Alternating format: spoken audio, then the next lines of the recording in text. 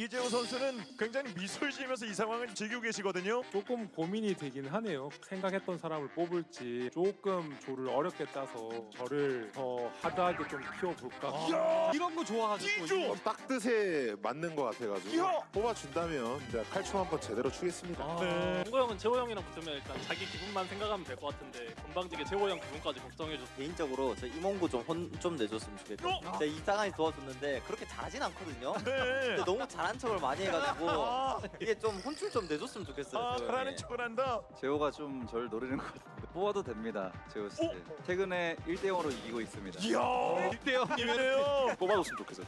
제가 또 재호 형한테 게임을 많이 배웠거든요. 한번 이겨드리겠습니다. 야, 총초로라. 지금 이 도발이 계속 이어지고 있어요. 한 달 정도 게임을 제대로 못했는데 좀 많이 만만해지긴 했나 보네요, 제가.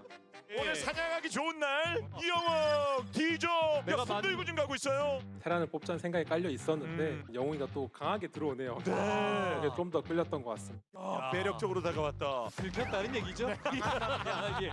역순으로 D부터 아까 홍구가 도발을 많이 하더라고요. 홍구가 좀 땡기긴 하거든요. 뭐 오토콜이에요. 뭐 영웅이 형 내가 우승할 때 잊지도 않은 테란이었고 재호 형 같은 경우에는 ASL에서 저랑 많이 붙었거든요. 근데 저한테 많이 졌던 걸로 아는데 정신 한번 차리게 해줘야죠. 이야, 이몽규가 돌아왔다.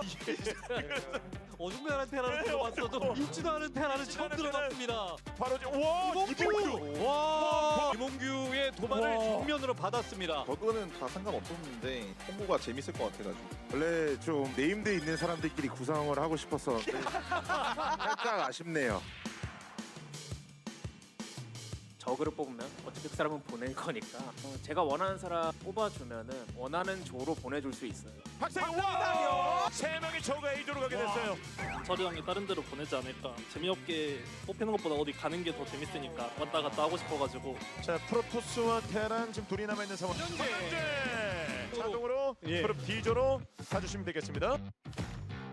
안 옮겨지면은 굉장히 만족스러운 조인데 뭔가 느낌이 쎄하네요 오늘. 자, 우승자의 권한 박상현과 이현진. D조가 종족 비율이 안 좋더라고. 3테란이 될 수 있는 조는 제조밖에 없다고 생각을 해가지고 모두가 행복할 수 있었는데 민철이 형이 저를 보내가지고 진짜 정우 형한테 큰 코 다칠 거예요, 민철이 형.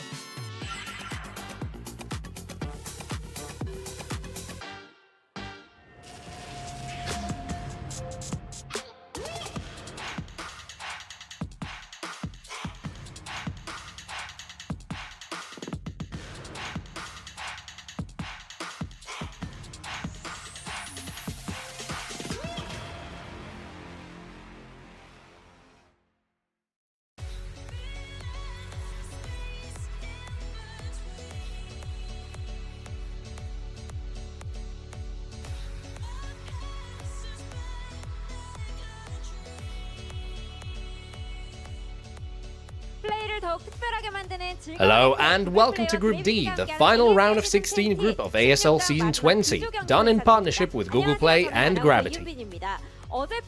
Yesterday's Group C saw two Protoss players, Snow and Mini, advancing through to the round of 8.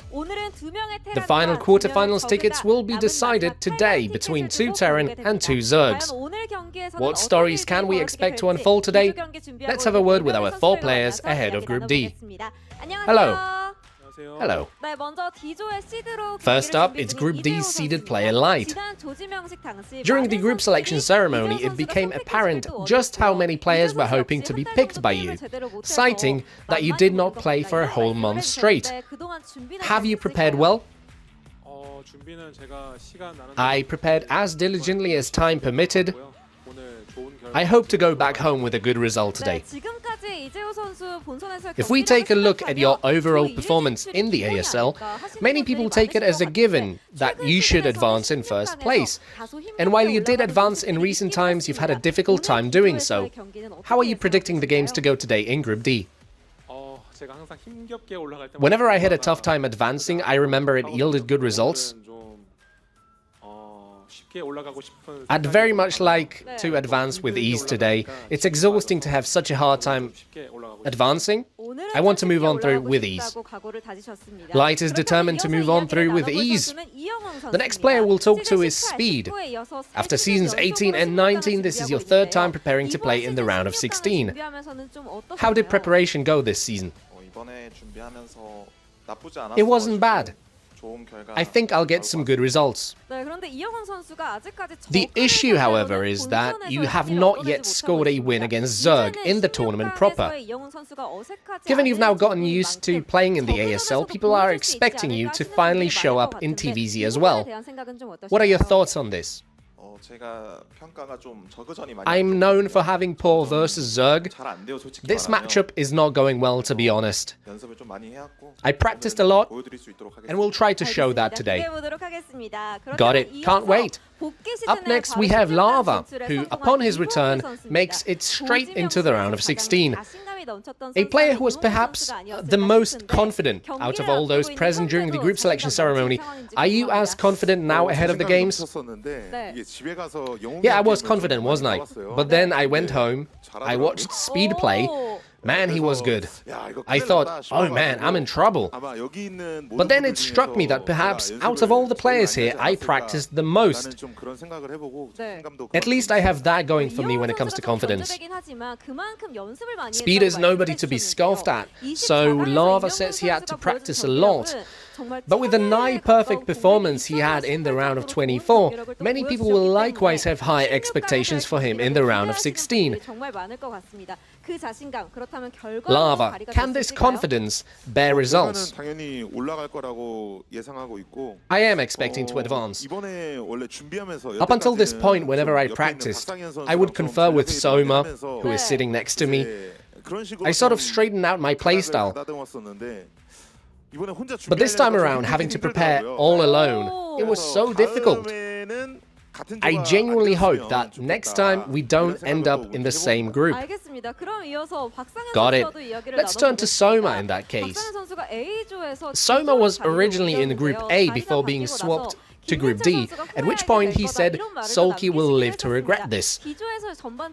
What is your overall take on Group D? This personally feels like a tough group for me.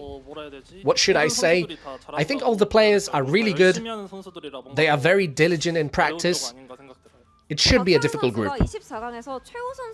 While Soma faced off against and defeated Sak in a ZVT in the round of 24, there are still lots of things he needs to overcome, as he said himself. The first game will be a ZVZ, but from the winners match onwards, it's all best of 3. Will you be able to show a different side of yourself today? I've been stopped in my tracks by Light quite a lot. I would like to get my revenge today. Soma says he wants to get revenge. Let's get into the nitty-gritty of Group D. During the group selection ceremony, Speed addressed Light, saying, "I have learned a lot from you. I will now try to beat you." We could see how motivated Speed is to surpass his teacher. The two of you will be playing in the first match. How do you guys rate each other? Should I go first? Yes, please talk first. Light is a very stalwart player. He's sort of an idol amongst Terrans because he also teaches well about the game. My provocation was tongue-in-cheek. I hope we can have an entertaining game today. A sly smile from Light sitting next to you. What are your thoughts, Light? I think Speed is one of the best performing Terrans nowadays. It wasn't easy to prepare either. I am a little worried. My win rate in TVT when it comes to these leagues isn't that good. It is something for me to be anxious about. Heartwarming comments mixed with a little teasing from both players there. Now when it comes to Larva and Soma, Larva has already touched upon this, but they both consider each other one another's disciple. Larva does have a championship under his belt, which puts him ahead of Soma in terms of achievements. And I know it was you who made him start streaming in the first place. Soma could be seen teaching Larva in online games yesterday evening on stream, which makes many people ever so excited to see this match. Today a pecking order will be established. Let's hear from Larva. If Soma wants to be above me in hierarchy, I feel he needs to win a championship too. I'll have to step it up in today's games. This is not the most pleasing situation, but after all is settled, we will still be good old friends, and let's play an entertaining game. That's how it goes in competition. I would like to hear from Soma as well. 제가 Friends? 생각하고 있습니다. Don't make me laugh. 알겠습니다. 그렇다면 That's what I like to hear. 마지막으로 네 In that 선수분들 case, let's 각오를 hear our four 들어보도록 players' final 하겠습니다. resolutions before we start the games. Starting with Light, please. 일단 오늘 준비 많이 해왔으니까 I practiced a lot. 게임하고 꼭 좋은 결과. I will show good games and close it out with a good result. 오늘 응원도 많이 와주셔가지고 Many people are cheering for me today. I'll show you what I've got. 여태까지 연습했던 거 Now is the time to show everything I have practiced so far. 재밌는 게임 보여드리도록 I'll 하겠습니다. play entertaining 네, matches. 이렇게 경기를 앞두고 있는 16강 D조 We've just heard from our 선수분들과 players 이야기 ahead of Group D 나눠봤습니다. of the 인터뷰 round of 16. 고맙습니다. Thanks for the interview. 구글 플레이와 그래비티가 This is 함께하는 Group D of the ASL round of 16 of ASL Season 20, done in partnership with Google Play and Gravity. Who will claim the last two tickets to the round of 8? It's time to start the games.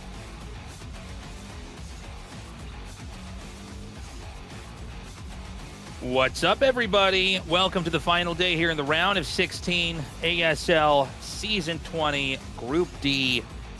2 Terrans and 2 Zergs to fight for that final, the final 2 spots here in the round of 8. That's right. A fun group coming up, and very luckily we don't have any more Protoss players because already half of the round of 8 is going to be Protoss.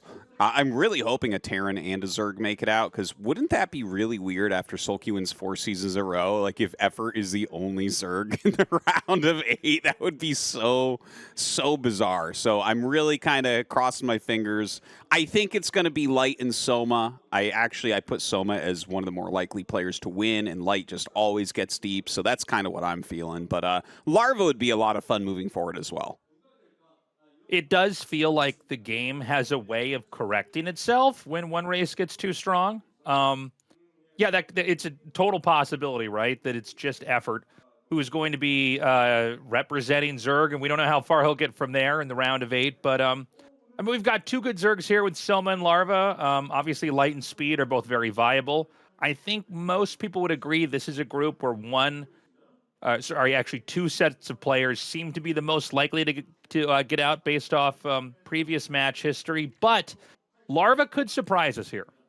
Yeah, you can't really underestimate Larva. This guy is a former champion. It's hard to say exactly how active he is at any given time. He has been really active lately. I would say that during the qualifiers, I wasn't super impressed with his level overall. But I think he has improved since then as well. Like, he's one of these guys that can improve very, very quickly and get back up to good shape. We'll see if he's able to do that to a level that Rain can, where Rain will sometimes come back from playing League of Legends for a few months and then get to a finals. I don't know if Larva's going to have that in him, but we'll see. Yeah, it should be a fun group regardless. So this is it for the round of 16, and we're going to be going right into the round of 8. We'll also have the group draw here at the end of the show. I know some of you guys, when you see the games finish, you close it out. I get it. I mean, there's a lot of StarCraft to keep up with, but if you're anticipating what the round of 8 is going to look like, we'll actually know at the end of the show today. Yeah, I actually completely forgot about that. I'm glad that you said that, because I would have just closed it. I'm like, all right, see you guys later. But I would have ended the broadcast, right. left you alone, tasteless. Yeah, that's actually always one of the most exciting things as well, to see where this lines up, because we do have the possibility, since all the Protoss came out of the same 2 groups, we could have an all Protoss top 4 again, like we had in that KSL season. That was just so insane. I don't think something like that will happen, but there is a real possibility. So far, the round of 8 is looking very good. Like, I love that these 4 Protoss have made it. They are so strong, man. I feel like they need almost a name for their little group. You know how we used to have the 6 dragons back in peak Kespa days? Sure. These 4 Protoss have been the 4 best Protoss in the world for quite some time now, and they continue to deliver. It's funny because we had such a small number of Protosses when the group started. Or, sorry, when the round of 24 started, but it was the best of the best. It was the cream of the crop, and so, we do have so far a majority Protoss round of 8. I guess no matter how you cut it, a majority Protoss round of 8, which is pretty interesting. I think that KSL Final 4 of Protosses, we've talked about that more in Final 4s in StarCraft 1 than maybe anything ever. Well, that was I think because it was bizarre. just so memorable. It was so exceptional, and it was like, oh, this is crazy, man. Yeah. we never have anything like this. So, yeah, I mean, keep that open as a possibility. It's also possible the Protosses end up cannibalizing each other in the round of 8 here, depending on who's paired versus who. But for now, we're going to start this off with our first best of 1 and start to size up exactly where everybody's at and what the makeup of this group is going to be. Now listen to this song from Light, man. This is the true Terran theme right here, the Rocky theme for Light. this is how we all feel, Tasteless. Except you can't get good at Terran from a training montage. You have to play for 20 years at least. No, the only way to get good with Terran is to get punched in the head over and over. That's right. I love this song for Light. Light is, well, I would say Sharp is my favorite Terran, but Light is the Terran whom I truly respect and learn the most from. And then, of course, we got Speed, who's really been coming up. You can see his Terran versus Terran win rate is absolutely outstanding in ASL so far, but it's not that big. Like, he hasn't played that many games yet. I also find it interesting that Light chose Speed, and I was thinking back, I'm actually going to go check later about this, but I feel like in the group selection process, Terran players choose other Terran players very oftentimes. Like, there's something about TVT that feels safe, you know what I mean? Well, TVT is a matchup where it's not that easy to kill each other off. Like ZVZ is an example. Yeah. ZVZ, I mean, I feel like when you're a really good player, you kind of want to have... It's one of the reasons why we don't see really weird maps picked when one player feels like he's better than the other. It's like, no, give me the map I always play on. TVT, in some ways, it has the disadvantage of being super long. Some people find it less interesting. Part of that's just being a mirror matchup. But it's also historically been at a pretty slow pace. But it's possible that, in a game with that much time, a better player can create that many more opportunities to get ahead. So if you feel like you're definitively better than somebody, you want to go for a matchup like that just because you can win, with a dozen blows versus one razor edge decision, like a ZVZ as an example. Definitely. It's super, super hard to finish people in TVT. So here we go. It's going to be Knockout Light versus Speed for game number 1.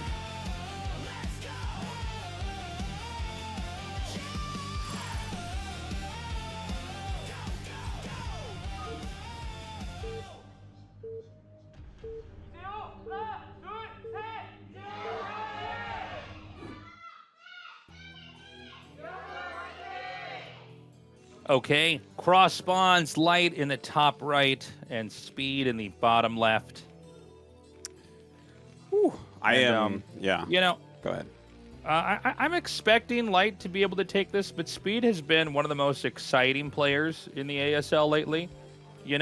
He got murdered pretty badly by Snow several seasons ago, and then came back 10 times as strong, twice as motivated. And I just want to see what he can do here. I think he's got a real shot at pushing ahead. Yeah, I love Speed. Like, he is a really fun Terran. He's really similar to Sharp in a lot of ways. They have really, really kind of similar styles, very Vulture-oriented. But Sharp's is a little bit more stylistic in a lot of ways. Speed is pretty creative. But he's more of a ladder Terran by far. Sharp always plays with other pros. Speed, for a while there, before last season at least, he was by far the most active player on the ladder. He had 6 accounts in the top 15 or so. In fact, in the top 10 overall, there was 5 or 6 Speed accounts in there, including number 1. He is just a super, super grinder, which means his TVT is really sharp. Because this is something I've talked about both on our Tastosis cast and sometimes in here about how, ladder Terrans, there's a certain truth of the Vulture that they bring with them to these matches that players that are only playing in, pro leagues and practicing with other pros don't have. Where, there's, it's very different builds that are used in both locations. And the Vulture builds are, in theory, stronger, but the players in ASL are stronger players, so they can get around them a lot, if that makes sense. Well, also, there's a lot of these big, they call them spawn bong matches, but, people basically put up a prize pool, and the players come together. Excuse me, I think I'm still a little bit hoarse from yesterday's cast. The players come together, and will play. And a lot of times there's certain matchups that the audience would prefer to see. And the reality is mirror matchups, especially TVT, tend to get less attention. Yeah. And so the people that are playing in these, very public streamed matches on Soup, they tend to be playing less TVT. I mean, I think we can all agree, there's something about a TVZ or a TVP that has a lot more allure than maybe a TVT. And I think it's true for ZVZ and PvP as well. But, the fact that Speed is really from the latter ecosystem versus the streaming ecosystem, and therefore community-funded match ecosystem, does probably bode well for him here, especially in a best of one where he just has to take one game off of Light. The flip side of the coin is that Light is a very, very clean Terran player. Like, he doesn't seem to have any kind of glaring Achilles heel or flaw in his play or anything like that. And he plays some of the strongest games ever. I guess I really thought he would have blocked the SCV with his own SCV before making that command center. That's kind of crazy to me. But the SCV is going to scout everything now. Yeah. The thing is, you're going to unoptimize your own build if you don't just make your... Wow, you missed a shot there. If you don't make your command center on time. So it's like... Yeah. He kind of already knows what's going to happen here. But yeah, Light is... there's a very fixed...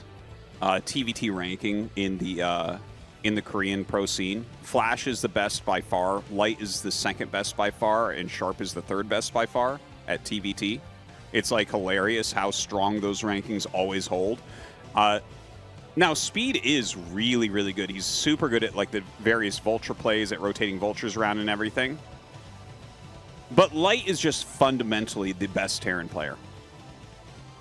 As far as just standard Terran play goes, I can't stress enough. If you're a Terran player, learn from Light and no one else. He is the guy. He will show you how you should play, and you will get stronger, and that is all there is to it.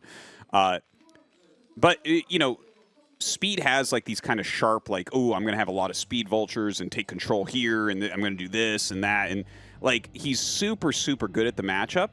But there's something about this map in particular, which is Knockout. Knockout gets split up quicker than almost any other map. In fact, maybe even quicker than Eclipse, which is a thinner map. Oftentimes, two-player maps just get split almost instantly in TVT, and you can have people occasionally start battlecruisers by 160 supply on a map like that. This gets split so fast. The middle is really, really thin, and then you have some weird ramps on the sides. So split map happens here very, very quickly, which is going to inhibit some of the vulture-based play that Speed normally is very good at. Yeah, and this divot outside the natural makes it pretty tough to kind of force fights with vultures. A lot of times when you see an open area at an entrance in a TVT like the one of this size, there can be moments where you'll overpower them with your vultures if they get too greedy, but because of that high ground, briefly into low ground, back on a high ground position, you can actually cut a lot more corners in a position like this. So we see the second tank already out. Speed's going to be on the map with his vultures. Let's see how this engage does over here. And you can see he's not quite comfortable trying to go through there. If a couple vulture shots miss, the fight's going to snowball. He's going to lose that pretty easily. By the way, Light, this is what we were talking about where Wraiths can be controlled like Mutalisks. Yeah. You don't see it that often, but you can basically do that dive mechanic over and over. Light actually has some of the best Wraith control here as well. Now, he's going to be maybe a little bit surprised that Goliaths are already out. Oh, go, go, go! Come on! There you go, and he's going to get the kill. That's huge. To get the first Wraith is huge. You feel so good in Speed's position. So this was Speed adjusting to the map, not overly relying on vultures. It wasn't a 3-factory vulture opener, but he did make vultures with Speed quickly. He went into the Goliaths right away. This build in particular gives you a really great economy. You don't have to skip any SCVs with this, whereas with 3-factory vultures, sometimes you do. Love to see this out of him. This is exactly the type of adjustment that you want to see from a player like Speed on a map like this. And this gives me a lot of hope for him here. In fact, he's already gone up to 4 factories. Light as well. Normally with the starport openers, you'll end up going up to 5, but he might go up to 4. It's kind of up to him how he wants to end up playing that. But yeah, overall with the openers, Speed had a better one, but Light's position isn't bad or anything, you know? Like, I think that he got countered a little bit with that one Wraith, but the Wraiths are still somewhat useful. We've got the tanks and the vultures over here right outside the entrance. There's a couple mines. Got to be very careful, but, you know, when you have this many units... Oh, hold on. Actually, yeah, a mine does connect on one of those tanks. Speed is just on the outside. The building placement, by the way, with the Academy and the depot, very intentional. He wants to have somewhat of a wall in case the vultures do try to run by. But for now, the map control is really going to Speed. Light's going to have to hack and saw his way through all of these mines on the map. And Speed looks to be setting up a counterattack as he's also taking his third base. Well, he's going to jump up here and actually snipe a tank pretty quickly. I'm a little bit surprised he didn't dive on the tank that got hit by the mine. He might not have recognized the mine hit. It's sometimes hard to tell.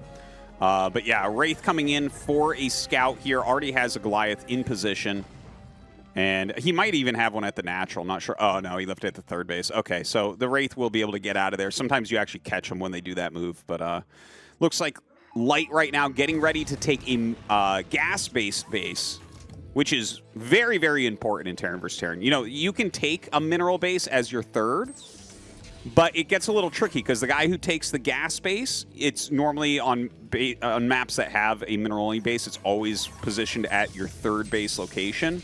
So if you take the slight positional disadvantage of taking that gas base, it's going to allow you to make much higher quality units right away. So we'll see if Speed wants to deal with this with either pumping out extra vultures to try to gain an advantage, or maybe he just goes into like a fourth base right away to get that additional gas.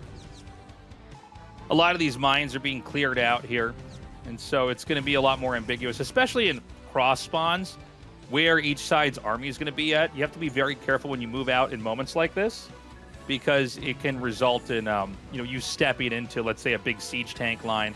But nobody's set that up yet, although as I'm saying that, I guess we might have both of these guys move out on the map at this moment. Speed might try to cut Light off on the pass. Interesting that Light is moving way down there right now. So he's taking like a very forward position and might actually want to set this up so that it's divided right and left as opposed to north and south. Now, okay, he's going to move in. Wow. Speed jumping on this quickly is really, really strong. You can see he reduces that siege tank count a little bit, but good counterplay there from Light, picking one off as well. And so really we've got Speed more in the middle right now, and Light just outside of that. As Speed, it looks like he's thinking about trying to wrap around here. Keep in mind that where the third base was taken for Light, it can't really be punished in this position. But Speed is going to be taking that fourth base. He's going to try to install this command center over here at 9 o'clock. And Speed's just continuing to try to rally as many siege tanks out here as possible, and maybe even wrap around the bottom. Yeah, it's quite smart. And Light is actually moving through the empty spot in the north middle of the map right now with his vultures. He actually hasn't checked on the fourth base location yet from Speed. That could have been a great opportunity. There's nothing there to block it, so maybe a slightly missed opportunity. But Speed is wrapping around like you mentioned, and I think he's just going to try to do a big SCV raid. He's actually bringing a couple siege tanks as well. There is one siege tank here, which is going to greatly slow him. If that siege tank wasn't there, Light would be in a lot of trouble. But here he comes. He sieges up, kind of behind enemy lines here. And it seems like Light is gonna block this for the most part. Yeah, we've got the tanks coming down. I don't know that this is going to do that much. It feels like Speed was just barely cut out of gaining any real ground there. He's not able to hit the command center from here.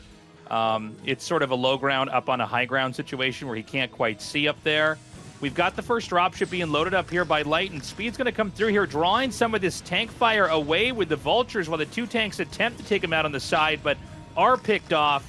Then the rest of Speed's army comes through here, and this might actually force an unload. I might have not be seeing this correctly, but the dropship appears to be no longer attempting to drop and hit anywhere right now. So maybe a little bit of a tempo advantage here for Speed. Yeah, this was a great move from him. When he moved those tanks behind, he didn't get the damage on 3 o'clock, but he utilized that to break the position in the middle that Light had. And now Speed has real map control. He had slight map control that you were pointing out before where he was past the halfway point of the map, and that's actually powerful in and of itself in TVT. But now he can rotate back and forth and decide, oh, do I want to hit 3 o'clock? Do I want to try to push in towards his bridges? Or do I just want to set up a contain? And it looks like he's going to hit 3. Nope. Okay. Sees the tanks and decides, no, never mind, never mind. It's very stressful to try to break something in a best-of-1 tournament. Yeah, right. By the way, I mean, it's 5 bases inbound here. A drop's going to come in over here. I like the position of this siege tank. This is going to be able to clean this up pretty easily. In a lot of ways, Speed, you know, it's close, but he's just about a half step ahead as the game goes on. So while he's putting on this pressure, it's prompting Light to defend in any way he can. And it looks like he might have found a soft spot up here. He's going to siege up tanks on the low ground. He'll probably have to scan down here. Onto this position to shoot from low ground to high, but he's forcing these SCVs away. Light is just barely defending everything right now. You do see that Speed is getting a bit higher supply. He is trading a little bit better. And Light is starting to produce a few Wraiths here as well. He does have a little bit of an excess gas bank. So I think what he's going to try to do here is pop out probably about 4 Wraiths and then just fly over and screw up one of the positions and then retake part of the map. We'll see if that ends up working out for him because Speed is doing a great job rotating around. And if he just keeps like 3-ish Goliaths out in the map that he doesn't lose, this Wraith transition for Light might not end up working out. We see Speed moving out again here. Funny to see the eBay finally being made, by the way, for Speed. We're at 13 minutes and 50 seconds, and that's about to finish. It just goes to show you how intense the ground fight was up here. Light is going to end up hemorrhaging these vultures, maybe trying to kill off a couple SCVs, but not going to do that much. Definitely a bit of an overextension here. And to what Tastosis said earlier, we are going to be watching, you know, this accumulation of Wraiths and basically seeing what they can get done. When someone's ahead, you know, pocketing Wraiths like this, is there one thing that Speed needs to do to be ready to deal with this? Well, if you just have a few Goliaths, you should be all right. He's already got Goliath range. But like you see here, he has 1 Goliath here. So if Light can come in, now he deals with the barracks first. But yeah, he might be able to break some additional tanks. And targeting down any Goliaths that he can with his siege tanks can be very strong here as well. I mean, he's really thinning this tank count out now. It looks like the Vultures are now going to dart into the main, try to get some kills over there. Too bad he didn't get that one straight tank that was so low on HP. But his counterattack, completely undefended. Speed caught completely off guard. Dude, and that's going to force that CC to lift. Crazy. That's amazing from Light. The fact that he was able to defensively hold that position at 3 o'clock, but at the same time break 9 o'clock.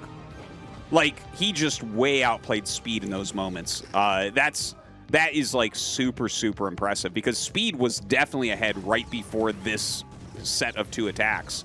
And now, like, Speed's behind, not so behind, like the game isn't over. He's still got enough supply that Light can't just easily kill him. He's already taken 6 o'clock, and he's taking bottom right. So, like, Speed is doing a lot of things super well this game. It's kind of funny because, like, he opened better. He's made a lot of moves that were slightly better. He's expanding a little bit better. But overall, you can see Light's level because Light is, like, moving around. He's out-positioning him. He's out-defending him. He's out-attacking him. But he doesn't really have as much going on the map as Speed has. Yeah, I think Light, you know, in a difficult position, made a better choice. And Speed's going to try to go from push to shove here. He's going to try to basically claim the mirrored base, and it's not going to work. And I think we're seeing Speed fall even further behind. By the way, an explosion of command centers in the top left, while the bottom right we've seen Speed lose control of. So, I mean, it's crazy. Light in the last maybe minute and a half has vaulted so far ahead. Yeah. It's insane to me. I think a big part of that is he has +2 attack on his siege tanks, and there's only +1 on speeds. So that definitely does make a huge, huge difference. His sieged tanks 2-shot other tanks when they have +2, not +1. So having that definitely helped on his defense. His attack, there was nothing there to really stop him anyways. But really, I love this game. This is one of my favorite TVTs that I've seen, Tasteless, in many, many years, honestly, because what I'm watching is like You can see the modern, awesome, strong approach here from Speed, and then you see Light with just his brute power and understanding being able to fight back against it. Yeah, there's a lot of like raw strength and just quickness here from Speed, but you can see that Light basically navigates the game way better. Like, he's in a bad spot, he doesn't overextend, he defends as well as he can, and then he knows when to throw his weight around, when to basically take a small positional flaw here from Speed and tear it wide open. Yes. It's really impressive to see. And you can just see, if you look at the mini-map and you know, the way that Light is just plowing through the middle of the map here, that he's now turned this small advantage into a huge glaring one. He's going to move through here. He's forcing Speed to basically turtle up just inside of his rally point. And, you know, from there, it's probably going to be either drops or pushes to the bottom right to deny this base, because Light is going untouched in the top left. And I'm talking about the top left starting location, the natural expansion below that. And down here in the bottom right, you can see Speed doesn't quite have enough to really fight back and control this one command center that he has up here. In fact, I think the tanks are still down there. They're sheeped up. I think you're probably right about that. It's insane watching this. And as long as Light just continues to kind of lean on Speed, it's going to be really hard for Speed to get any sort of attack to the top left off. Now, Light drops some tanks and vultures over here. This is a new base in the bottom right that Speed has been trying to get, and it looks like he'll probably deny that as well. This is the greatest proof, I think, of Light's level that we've seen in a long time. This is ridiculous that he was able to do this when Speed was kind of controlling the whole flow of the game in the early game and the mid game. You know, he had the right build against what Light was doing. He took map control. He broke some tank lines. He was putting a lot of pressure on, and Light has just, like, continually outmaneuvered him. You give him a decent-sized army and an okay economy, and he makes magic happen. Yeah, I mean, dude, it blows my mind. It is crazy how good Light is. He is just somebody who, like, sometimes I'll watch a game like this. You know, TVT, as someone who doesn't play Terran and, you know, isn't an expert the matchup, I watch it and sometimes it's a mystery. I think, well, how do you get ahead, right? It seems like Speed's got this. It seems like he's going to be 5%, 10%, 15% ahead, and it's just going to slowly, you know, involve the player Light getting cornered and having less room, having less oxygen, and he'll be strangled out of the game. And instead, Light is so patient and just waiting. And then you see he finds a slip up, he comes out and he punches so hard. Yeah. And we're basically seeing the moment where Speed has to make a move like that, by the way. He's moving out on the map. He's going to try to probably put pressure here in the top left. Keep in mind, you know, Light has the bottom right. There are no bases there, but that's more than enough to keep Speed oppressed in this game, because Light has an absurd amount of expansions. And I don't know that Speed's going to be able to do it. It doesn't seem obvious to me. Speed is running out of time. If he does not break, like, top left, or at least push into, like, the natural area of Light, he's not really going to have much of a shot. And you can see Light is just mirroring where these tanks are going. He's sieging a little bit further back, making it hard to move through. The actual attacking army from Speed is better than the defending army here from Light, but Light is buying enough time to get more units over there to just slow this down. Now, it looks like he's going to be able to retake this base that he had earlier on, so that's very nice. But, like, I mean, look at the economies. Light with that entire top part of the map. He's putting down missile turrets everywhere. He's got mines all over the place. Look, he's going into 2 starport dropship, which is like, that's how you finish a lot of TVT games, is you just fly around with dropships and defend whatever they do. Light is in so much control at this point. So, I mean, is there anything Speed can do? It feels like now this game is too far gone. Having the top left main is giving him so much momentum. And there really is only one place you can expand into now for both sides, and that's this bottom right quadrant. Yeah.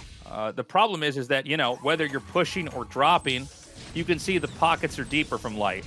And instead, we're seeing Light basically try to push out from this position. This is low ground to high ground, which, you know, is always maybe the most painful for tank versus tank because they fired. and you know it hasn't really done anything. And No. I think Light was ready to reinforce the position to drop it. Instead, he's gonna turn that into an offensive move, either dropping this expansion, maybe even drop it into the main. We'll see. He doesn't really have to do much. Yeah, I think pushing into top left for Speed is the wrong idea right now. Like, I completely understand why he's doing it, because it feels like you have to kill those bases, and I think that was true a couple minutes ago. But I think at this point, like, Light just has a stranglehold on everything except bottom right. So in my opinion, you start sieging up the middle a little bit heavier, and you clear bottom right, and you make missile turrets and siege tanks, and you just try to buckle in and get your economy up to Light's level. Because if you don't, Light is going to overrun you. Oh, Light wins that so easily. From here, Speed, you know, he's down in supply. His gas has hit 0, so he can make like 1 tank at a time right now. Light really just has to keep scanning, basically. Keep these dropships ready to go. I don't know if he found a desirable spot. We've talked about it in other TVT casts, but a lot of times, you know, all you have to do in TVT when you're this far ahead is just drop wherever they try to attack you or drop you. But I guess we're in such a unstoppable position here from Light that he's just going to be dropping these locations. Yeah, he knows that it just applying more pressure should be able to end the game. You know, Speed is just, he's spread so thin at this point. He has such a little economy that you can trade really inefficiently and end up winning still. I think it's so funny he's making Valkyries too. Top Terran pros just love making Valkyries even when there's no Wraiths. It's kind of like a deterrent of like, I don't even want to deal with Wraiths. Here's some Valkyries. You see them? You see these attacking your eBay? I don't even care. Like, just don't make Wraiths. But, Light has really secured the game at this point, and Speed definitely knows that. You hear mass scans going off. We're about to see a GG. Like, we actually saw Speed muttering to himself and scratching the back of his head earlier. Yeah. And probably a pretty frustrated moment. I think anybody who's been good at the game, who's played somebody better than them, and you're having what feels like the perfect game. And honestly, the early part of this, it felt pretty perfect for Speed. I didn't even really catch until Light made the move where the mistake was defensively. But man, once he found that, he just ripped him to shreds. And here we are watching Speed basically get suffocated out of this game. He's got this center left base, which is pretty mineral rich, and he's barely hanging on to 6 o'clock, and that's it. He doesn't have anything else with resources coming in.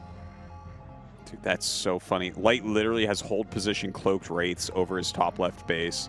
And the dropships just flew into him. He's like, ah, damn it. Like, there's nowhere to go. Yeah. Like, and Light has choked up everything. Look at the mini-map. Look at the red everywhere.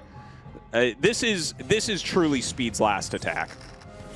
And it is going to get absolutely slammed. Yeah. I mean, there's just no way. And you can see Speed shaking his head. It's got to be a tough way to start this group, you know, with a strong opening. But as the game gets further along in elapsed time, it also gets more and more complex and unique, right? And that's where someone like Light is able to go down the rabbit hole and find the answer to what looked like a really, really tough game for him. And, you know, now we're seeing total domination. By the way, Light knows to not even make command centers in the bottom right. Like, he knows exactly how much he needs to just force this situation to be unwinnable for Speed. He doesn't need, you know, SCVs at every base right now. He just needs to stay, I don't know, 40% ahead of his opponent here and make this impossible. Yeah, he's like block, attack, make attack. Like over and over. He's just kind of rotating through that. Speed trying once again to push up through the left side. But, you know, there's all these dropships coming up. He can just drop on top of these tanks, eliminate them, go after the 9 o'clock. Speed is really trying to make something happen because TVT is a matchup where there's insane comebacks, but definitely not this time. GG.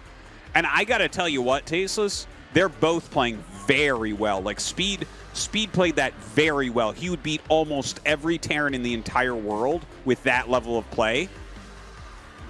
Light is just the man. Until Flash comes back, like, he is the Terran god. You can feel the salt with Speed. I mean, that's got to just be infuriating. He played so well. His opening was so beautiful, This is a game Tasteless. that it'd be worth going back and looking at this, because I don't know. somehow it was almost like a judo flip mid-game where Speed hit the right and it was shut down, and then suddenly the left side, there was nothing there. It was completely exposed and it was obliterated. And then we saw 2 command centers in the top left, Speed trying to just get one in the bottom right, which was denied. And a lot of that was where the game course just changed into a trajectory that could not be reversed. Yeah. Wow. That was a delightful way to open the day. Like, I love a good TVT, man. Sometimes you get some boring TVTs where it's just siege lines and stuff, but this was action-packed. This was a lot of fun. Just a complete pleasure there. Light going to that winner's match. Probably not to anyone's surprise, except for maybe Speed. But yeah, next up, we are going to have a Zerg versus Zerg, Larva versus Soma.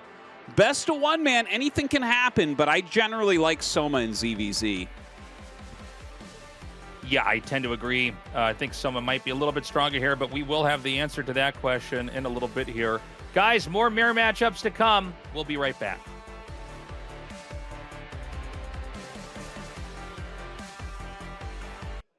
For esports pros, awareness is essential. That's why the Black Shark V3 Pro is tuned in to what matters most. A quantum leap in speed for instant audio response. Full range clarity that carries every shot call. Advanced ANC to eliminate all distractions. And crisp, clean sound that captures key audio cues. Made for the best. Made for who you can be.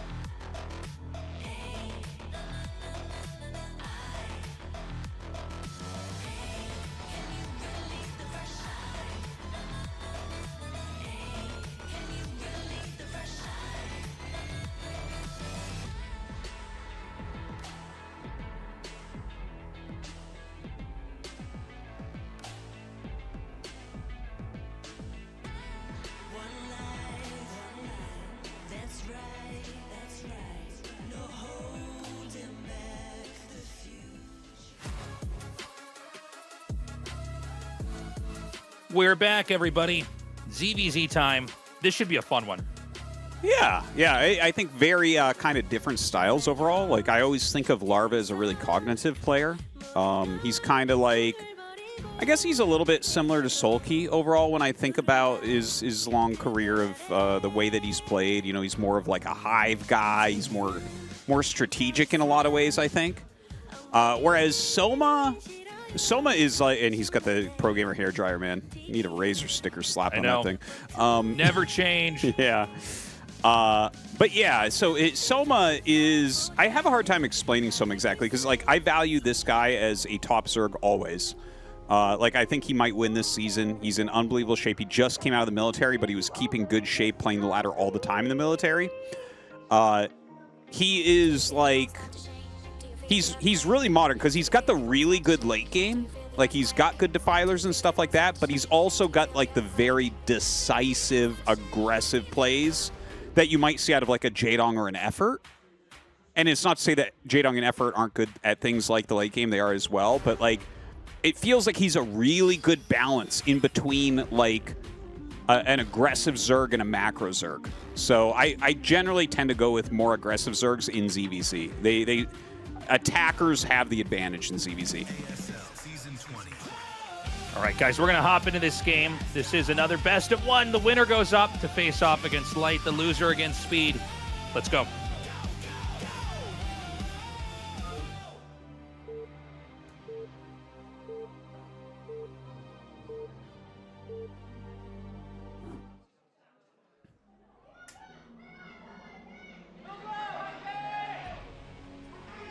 Okay, it is Larva in the top and Soma in the bottom, both sharing the right side of the map, both of them with their overlords heading towards each other. All right, so they're going to scout each other right away. That's kind of nice. Get the game to a nice even start. Yeah, it didn't occur to me on this map that because of the way the naturals are set up, you're pointed at each other. So if you're both sharing the side of the map, you'll both have an even share of vision. I'll tell you what, I kind of prefer like north-south or east-west. What is the word? Oh my God, why can't I think of this? Rotationally symmetric. Rotationally symmetric. Okay, so yeah, rotationally symmetric is where the overlords would go in different directions to get to naturals, and this is like symmetric across an axis, right? Like either it's north-south or east-west. We were there. We were there for this. Yeah. Hold on, Artosis. Snap out of it, Artosis. There was Larva's foot on the keyboard. Yeah, we were there in right. person when it happened. That's that was a fun event, man. For people that don't know about that, so that was the Zotac Cup many years ago when Remastered first came out. Larva was invited. We got to hang out with him. He's such a sweet guy, man. Like he's messaged me since then on Kakao occasionally. He's like a really sweet guy. But we got to hang out with him down there, and he played some show matches against some of the best of the West. And in fact, there were some Chinese players there too, and it was just a fun time. And he ended up using his foot on the keyboard. He had planned this no matter who he was going to play because he's so much better than everyone outside of Korea. And he did it against LX, or Legend, the Chinese player, and it caused a whole big to-do. Oh, the internet lost their minds. This is when, like, I realized, like, sometimes people are too sensitive. Like, people don't get banter, or I don't know. I mean, it was a whole to-do, but I was very happy to be part of it. That was so fun. Putting his foot on the keyboard while he was winning. Yeah, definitely exposed some of the more sensitive people in the gaming scene. Like, what does this mean? It was you not respected him. I'm like, ugh, get away from me. Get away from me, you loser. Yeah, good Lord. Yeah. I don't like fun. This is a computer game tournament. Be serious. Why are my parents so worried about me? Like, yeah, like that. Seriously, man. So this is interesting. So Soma's going to hide the hatchery. And, you know, whenever you see these Overlord scouting paths, and I was even saying earlier, well, they're both going to have the same information. That's true, but they only have the information in the generally very predictable, obviously very slow-paced trajectory the Overlords move in. So you see a lot of this sort of hidden tech just out of eye shot that's used in a way that you just don't see in other matchups. Now, this time the Overlord's going to see it, which is a big deal. So that's actually like a pro scouting move right there, because you know there should be a second hatchery. You don't know where, which creates a situation that I always like casting this in ZVZ, is the 2-hatch in main versus 2-hatch expand build. Yeah. Which feels very much like the 2-hatch in main player is pressed to come up with a solution quicker. And the 2-hatch in main, 2-hatch one on a new base player needs to be ready to survive whatever comes or match the aggression. There's actually more than one ways to handle this, but I want to see how Soma tries to play this out. Well, yeah, I think Soma needs, like you said, to do something. Larva's actually coming down with his lings. I don't think he should be attacking here at all. Like, he's already got the advantage because he will have a second geyser. So he can end up making more mutas, right? So it's kind of weird to me that that's how he wants to go about this coming down here. It looks like Soma is going to open this up. You know, obviously he's got 2 hatches, so he can get aggressive here with his lings. But yeah, if Larva just defends well... Wait, how many drones did he make? He has 4 drones at his natural? I think he should make a sunken. Like, I'm actually a little bit nervous about this right now. Like, maybe he feels like he has the timing down correctly. But, like, realistically in this situation, what you need to do as Larva is defend. Like, Soma has to get aggressive because you're just going to have twice as much gas as him soon. Yeah, it does feel a little bit greedy, right? Yeah. Like, if all you have to do is survive this and you have your second gas, like, if you have 4 drones and one of them mining's gas, sorry, 4 drones on gas is better than 3 is what I'm trying to get at here. You know, that's all you need. And he's going to make a creep colony. Soma is, I think, basically deny counterattacks because he knows that's one thing that Larva could do that would thwart this position. The Scourge are going to come in. They're parked right on top. And they just want to have 1 for each Muta, and that's exactly what they get. Soma is so good. Yeah. Don't worry, guys. We learned that 3 is the number. We know how many it takes to snipe. I think that Soma might just win. Yeah, it looks like he's just going to end this game right now. Like, that was perfect with his Scourge. He put them exactly where they needed to be. They instantly killed the Mutas, and that should be game. Yeah, very straightforward game. Just one guy knowing perfectly what to do, and the other one having, you know, kind of maybe feeling through the dark a little bit there. The lane counterattack is going to hit, by the way. We should have a sunken colony here for, yeah, I mean, look at this. Well, what are you going to do? What are the Lings going to do now? Kill this stray hatch? That's not going to help. I think it's going to be GG. It's funny because I was talking about how he's a cognitive Zerg Larva, but, like, I don't know. Sometimes people, even smart people, miss the fundamentals, right? It's like, oh, you have more gas, so defend. And then he just doesn't, and he dies. And it's like, oh, okay, why, though? Like... why didn't you just you know, defend? You know, a lot of people when they're playing when you're playing a fast layer and you have an expansion, normally we see some spores go up. Normally we'll see a sunken go up, right? If he has a single spore, he probably wins the game. It was strange, man. You know, Larva's still fighting right now, but the drone count is so painfully low. He's going to have the Mutalisks come up here. I think the drone count is now, what, under 5? It's super low, yeah. Soma doesn't even care that the Scourge can kill his Mutas at this point because he can trade them terribly. Because he's just killing the very last drones that exist. Yeah, the damage is basically snowballing to the point where you can kind of ignore what they've got in some ways. Yeah. Kills the Muta, kills the Scourge, he gets another shot off, and he's going to be ready for these Scourge as well. And I think with that, we're going to see the tap out here. GG. Damn. Wow. You know, Soma just bringing a much more robust game. And, you know, in some ways, that ZVZ was like the TVT. It's just that a Zerg vs. Zerg is generally so much shorter. You know, like when we saw the Scourge get in there, each one was paired up with a different Mutalisk. And, you know, some identified. My Spire finishes before you. You did not go for Spore. So all I have to do is have one or maybe one Scourge for each Muta to get at least 3. And my Mutas will snowball the fight. And then he had his 3 Mutas. He controlled perfectly, shot down the Scourge, killed the drones. Basically did so much damage that even when it felt like Larva might recover, he just doesn't have the same kind of workers. You know, ZVZ can slow down to a point where you are basically getting both, or you cannot get both attacking units and workers. You know, you just are too strained. Yeah. Well, that was pretty one-sided, which means that we are going to have an absolutely great match coming up next. Light versus Soma for that first spot in the next round. You can't really ask for a better Terran versus Zerg than what we're about to see here. And I mean that in so many ways. It should be a lot of fun. Yeah, Sulky bodies Light every time they play. So, yeah, very happy to see Soma against Light, because I think this will actually be a close, good match. Yeah, I think Light might still be the favorite here, but I don't know, man. Soma looking very strong. Should be a close match no matter what. And I also look forward to Larva versus Speed down here in the losers. Yeah, that's going to be a good match, too. Yeah, it does feel like very much so. Larva's a little bit outclassed in ZVZ right now. Looked good, but, you know, maybe didn't have quite a precise read on that situation. We'll be right back.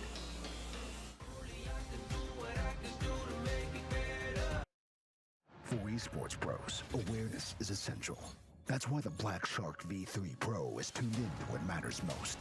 A quantum leap in speed for instant audio response. Full-range clarity that carries every shot call. Advanced ANC to eliminate all distractions. And crisp, clean sound that captures key audio cues. Made for the best. Made for who you can be. 라이어 게임의 룰을 알려드리겠습니다. 모두에게 같은 제시어가 주어지지만 라이어는 다른 제시어를 받습니다. 돌아가며 제시어에 대한 힌트를 말해야 합니다. 모든 힌트가 끝나면 투표를 통해 라이어를 찾아냅니다. 라이어가 잡히면 12승리. 하지만 라이어가 제시어를 맞히면 라이어의 승리입니다. 게임을 시작합니다. Live game. 뽑아. 아, 내거 가져가네. 라이어 안 떴을 것 같아. 와. 지 앞에 있는 거 가져가면 되지. 그래. 제가 하겠습니다. 좀 추운 데가 생각나네요. 좀 맞죠? 잠깐만요. 지금 몰라도 되나요? 바로 그냥 라이언데요 여기가. 해보세요. 애완동물 중에 또 비슷한 게 있죠? 그쵸? 너가 힌트를 안 줘야지 못 맞추는 거야. 그래 어렵게 말해야 된다고 두루뭉실하게. 추운 거 답이 나와. 이거 진짜. 어릴 때 이제 한 번씩 좋아하는 그런 거죠. 네, 다 좋아하는. 그냥 귀여워요? 아, 귀엽다고요? 뭐 하는 거야? 어렸을 때 제 우상이었어요. 동화 속에서 제 우상이었어요. 아, 너무 힌트를 많이 준다. 그래서야. 나 절대 모를 것 같은데 이거? 아니죠. 옛날에 하늘로 올라가고 싶은 생각이 들었잖아요. 하늘로요? 하늘로 올라.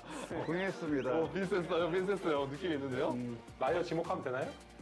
아니 좀더 해주세요. 먹을 거도 있잖아요. 먹을 거? 아! 그러니까 마트에서 팔잖아요. 마트에서. 이거는.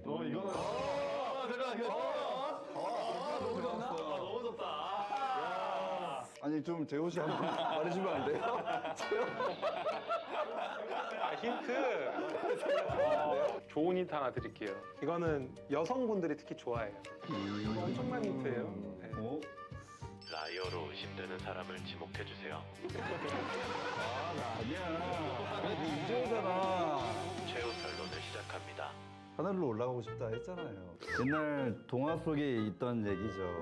그거를 모르네 진짜. 정답을 찾은 거 아니야? 지금 논점을 하고 있잖아. 고양이 말을 내가 왜 속은 거냐고. 이미 끝났어, 형이야. 아침에 많이 먹었잖아. 근데 마지막이 말이 안 되긴 했는데 이게. 이거는 여성분들이 특히 좋아해요. 여자만 좋아하는 게 나는 이해가. 나도 좀 이해가 안 되긴 해. 최종 선택을 진행하겠습니다. 잠깐만. 근데 정답을 맞춘 거 같기도 하고 잠깐만. 저는 일단 재호 씨 했습니다. 저는 김태경으로 할게요. 김태경이 처음 말했을 때 우리 세 명이 다 물음표가 떴어요. 처음에 왜 추운 게 생각날까? 그거를 곰곰이 생각해보세요. 잠깐만. 맞는 거 같은데? 맞잖아요. 이 사람인데? 저는 그러면은 저 태경이 형. 일부러 나 그냥 챌린지 시키려고 하는 거야? 저도 태경이 형으로 할게요. 김태경은 제시어를 공개해주세요. 말해요? 호랑이야. 이제 오라고. 조용해요? 와, 추운 건 뭐예요? 추운 거. 어디야? 뭐야? 시베리아 호랑이. 아 호랑이야? 정답이? 아 나는 고양이 설명한 건데? 말이 안 되는데 이게. 태용 형이 너무 범인. 아니 근데 범인들아 그냥 말이 안 되잖아 이게. 아 근데 어쩐지 처음에 자신 있다고 먼저 했잖아. 김태경 덕분에 살지 않았나. 재밌었습니다. 승리한 라이어는 벌칙을 받을 선수를 정해주세요. 트롤한 사람이 있잖아요. 무슨 소리야? 나는 완전 고급지게 했는데. 근데 처음부터 전래동화 했으면 무조건 이거 알아. 맞아요? 놀랬잖아 형. 동물이 얼마나 많은데. 난 욕만 하는 줄 알았어 올라간다길래. 벌칙은 이거 좀 알아서 해야지. 난 좀 재밌게 했고. 기회를 드릴게요. 세 분이서 가위바위보 하세요. 가위바위보. 와 진짜. 결국에 또 걸리겠네. 가위바위보. 아 트롤한 사람 범인을 모르겠다.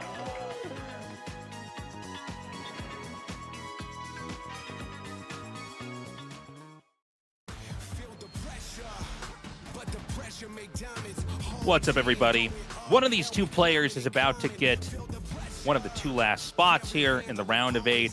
This is going to be a Zerg versus Terran. This could be the best Zerg versus Terran in the ASL this season. I mean, these guys are so strong.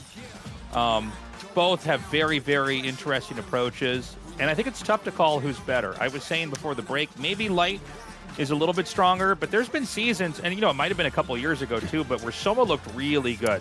There was a period where Soma was just nipping at the heels of the position of the best Zerg player in the world. Absolutely. And of course, we had Sulky come in here and kind of steal the show. Sulky had literally 2 years of dominance, but Sulky's out now. And this could be Soma's moment to shine. Well, the reason we haven't seen him because he was in the military, so it makes perfect sense. He's back now, and I think he's going to reclaim his spot as one of the best Zergs in the world, and I think we're going to see him put out a great series here against Light. I would tend to agree with you. I do think Light is a bit stronger than Soma, but Soma, shouldn't be underestimated. If he plays a really solid game here, he can beat Light. It's going to be fun. Map 1 will be Radion. We'll go to Metropolis and Dominator for Map 2. And if we get Map 3, in this best of 3, no more best of 1s. We're in the next phase here of Group D with Light versus Soma. Guys, let's get into Game 1.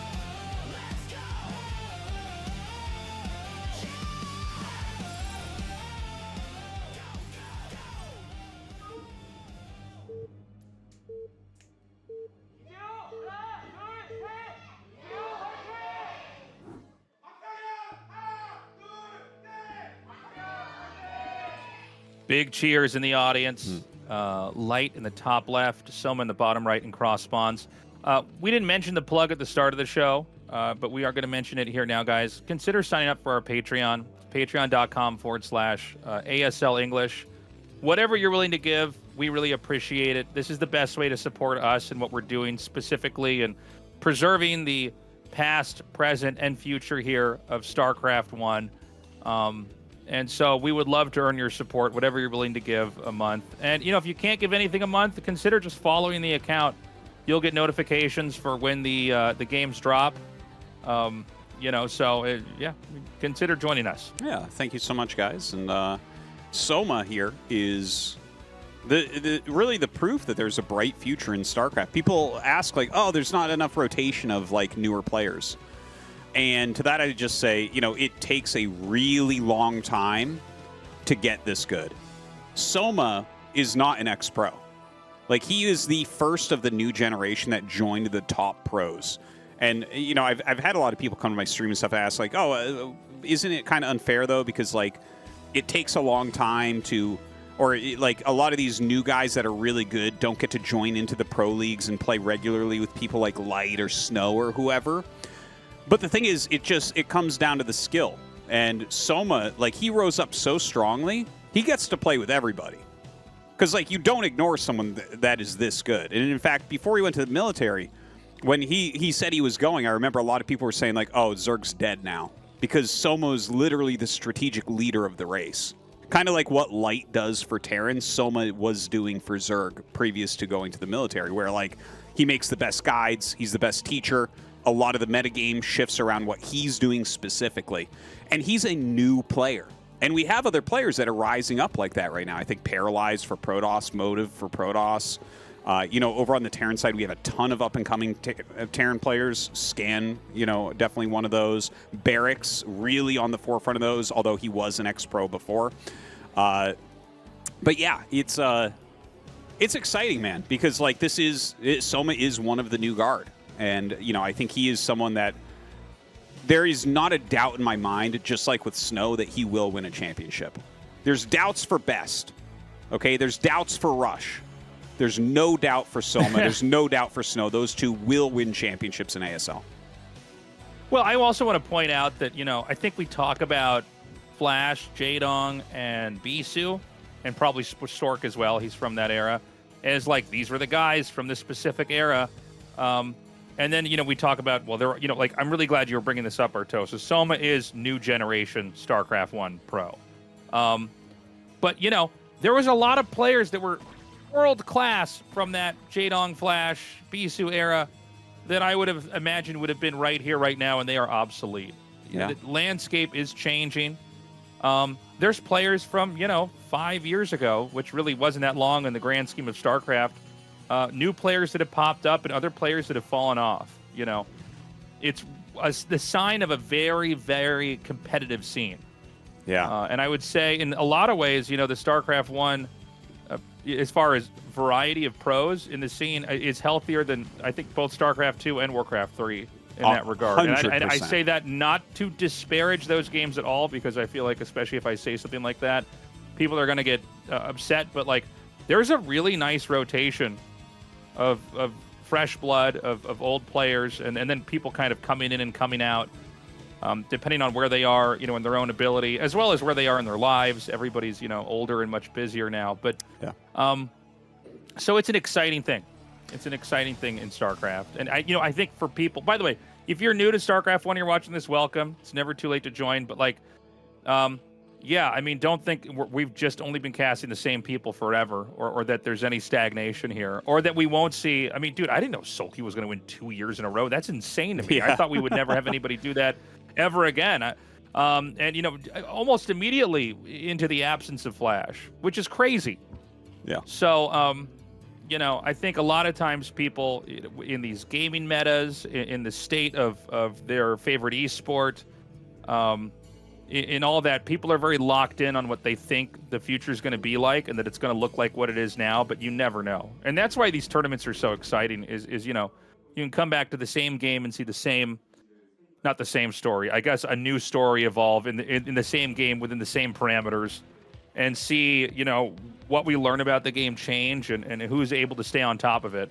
Totally.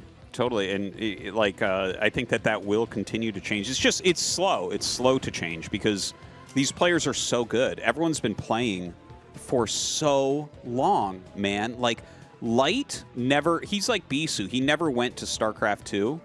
Light has been one of the best Terran players in the world for about 20 years. Like 2006, I want to see, is when Light first came on my radar. So, like, that's almost 20 years that he has been one of the top players. So, of course, you can't just come up and pass him right away. So, anyways, let me talk about these builds just for a second. Light has walled in. He's gone for the very normal +1 4-Rax build. So, he's going to have +1 attack quickly. Lots of Marines and Medics trying to pressure Soma. Soma has gone 2-hatch Muta with the 3rd hatch in main and making his 3rd base in the bottom left here. And Light's trying to figure out where that's at because his build is engineered to apply a lot of pressure against that. Two things I really need to know. First off, 3rd hatch in the main base tells us Soma is going to try an army crushing type of strategy like we see from Sulky. He's going to try to destroy the Marine Medic Ball when it comes out. With Light, you see the respect for Soma's mutas. He has more turrets than he normally makes with this build order. At his natural, at his barracks, at his main base. A lot of times people go like 2-1-3, like 2 in the main, 1 at the barracks, 3 at the natural. He has like 4 or 5 at the natural already, 2 at the barracks already, and at least 2 at the main. So like he's really respecting Soma's mutas as he should. Soma has excellent mutas. So he's going to let that stim chase those mutas, let that dissipate to where the Marines slow back down. And he's kind of found a funny little weak spot. The barracks in the bottom left pops Marines out in a position where they can be sniped. So that gives him an opportunity to constantly come in there and get 1 free kill on the Marines. Now this is 4-Rax Marine. Will eventually go up to 5. And he's just trying to make sure that he can keep Terran under control enough. I did not actually check the scans here. Yeah. But I'm curious, does he see the hatchery in the bottom left yet? Does he know where that is? I think he's narrowed it down because a Marine hit top right, and Soma was super on top of stopping the SCV that went to the bottom left. So I think he's looking at this and saying, okay, bottom left is probably where it is. He did scan the main base just to double check on hive timings because there are some funny things that could happen there. And notice how he's not moving too far out. He's identified the amount of hatcheries that there are. I think he knows what Soma's plan is here. And you can see all these units coming out of the hatcheries. Look at the mini-map, right? You see a bunch of Lings coming up to the side over here. And look at this. Dude, they're both playing like perfectly right now.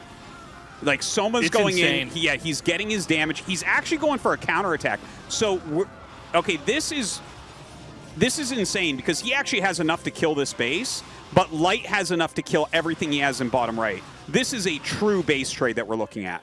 Both of the players Only are, 2 sunks inbound. They're both super close to winning and losing right now. Yeah, this is becoming very, very chaotic. I almost wonder if it would have been better to make the sunks on the high ground here versus the low ground, but I guess everything's always 20/20 in hindsight. So the Marines, I mean, this is such a strong amount of Marines. It's going to be very difficult to actually fight this. The Lings are basically killing everything that Light has. Light's going to try to move up the ramp, and it's important that Soma handles this as well as he possibly can, because if the number can be whittled down just enough, it's possible with a few more Lings hatching, you can make this work. But the ramp also acts as a bottleneck, which really punishes the melee units as the Lings.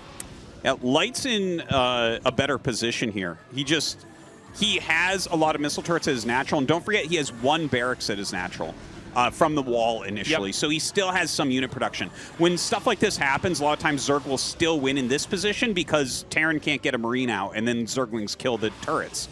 But that's not the case here. Light is, see that? He's making a bunker. He's just going to pop a fire bat and some Marines in there. And, I mean, his Marines are going to clear up everything else. Soma's got 1 base in the bottom left. And that, I don't think it'll be quite enough to clear the amount of Marines that Light has on the map. Dude, this is crazy. He did it. Soma's dead, I think. He's got 1 Hydrogen remaking, and there's not going to be a layer to upgrade lurkers. And yeah, this 1 bunker should just be enough. Keep in mind, the Marines and the medics can always go back home and just defend. And, you know, we're talking about full infrastructure, damaged buildings, not a lot of SCVs, but compared to what? A Zerg coming from, you know, as if the game started right now. Basically, that's what the Zerg has. That plus a bunch of mutas that we're watching. Now, he wants to stop Valkyries from being made. He's trying to tech the Valkyrie. Yeah. A single Valkyrie can just win the game here. And so he's trying really hard to stop this. Light is going to attack to bottom left, so the mutas are going to have to go down and deal with that. He needs to go right now. He has to go bottom left right now or he's going to lose. It's as simple as that. He has a... Unless he decides to just hide extractors. He has an extractor at his natural that I think Light's already seen. He has one in the main I think Light's already seen. But he might be able to pop a drone out and like make one somewhere else. Yeah, Light is so just crazy. Yeah, I think Light's just barely outdone him here. Yeah, see, he's trying to make some more extractors. He's got no money left. Should just cancel whatever's in those eggs. Yeah, you can see the mutas are going to come back across the map, but that relieves a lot of pressure over here on the main, which should allow Light to recover in that regard too. Now, good targeting. Yeah, the Lings come in, so he actually saves the hatchery. I believe he has 1 drone in the bottom right and 3 minerals. He should not have let those Hydras finish. That was really weird to allow that, but... that was crazy to allow that. I'm sorry. But I mean, yeah, he had 4 above. I remember that now. Yeah, they showed that.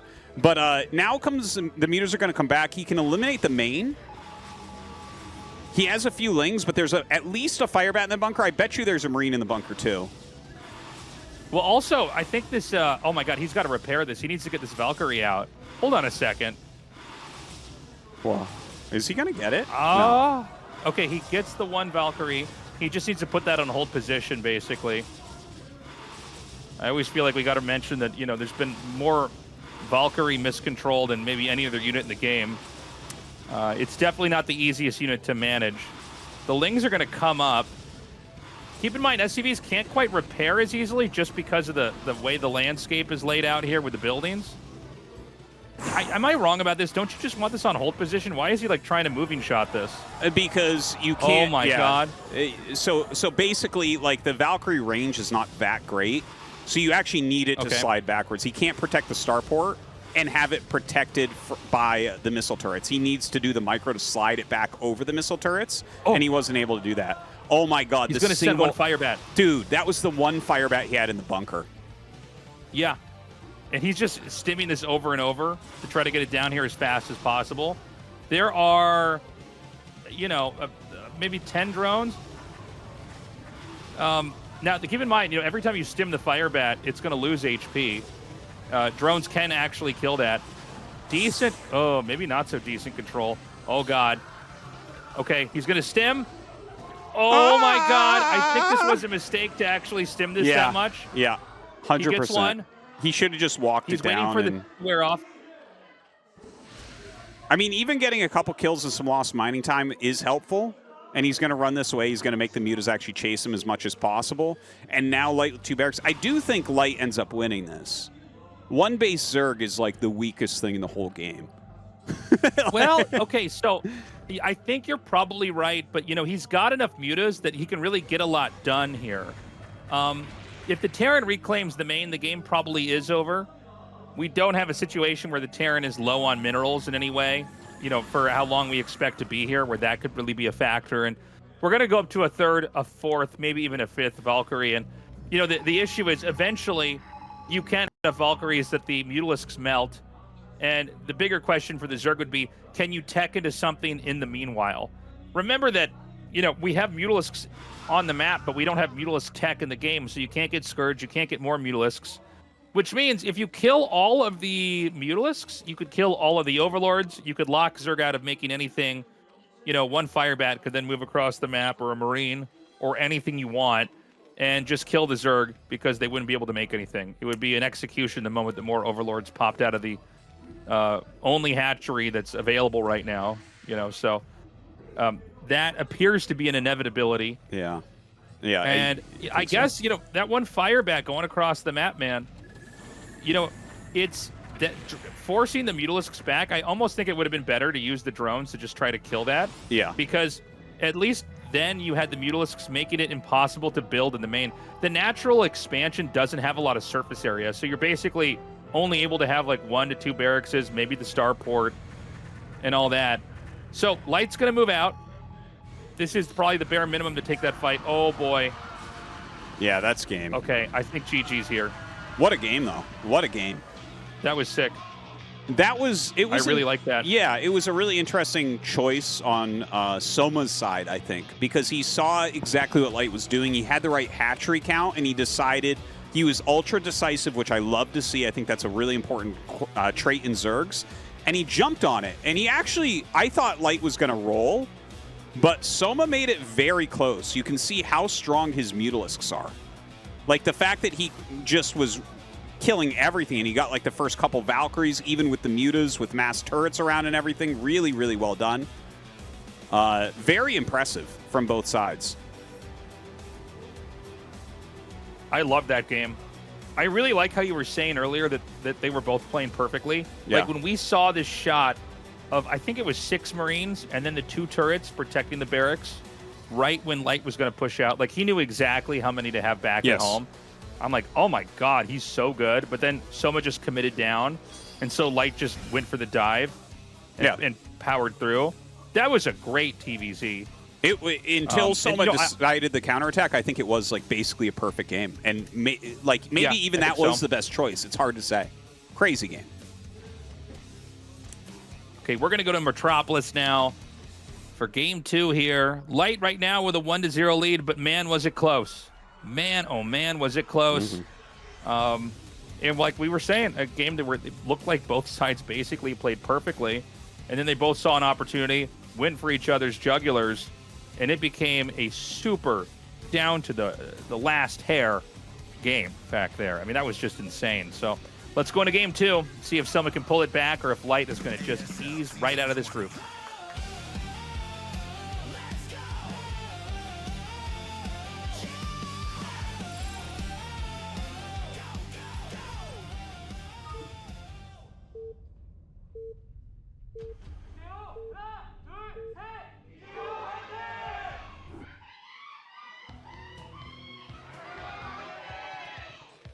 Both players sharing the left side of the map, Light in the top and Soma in the bottom.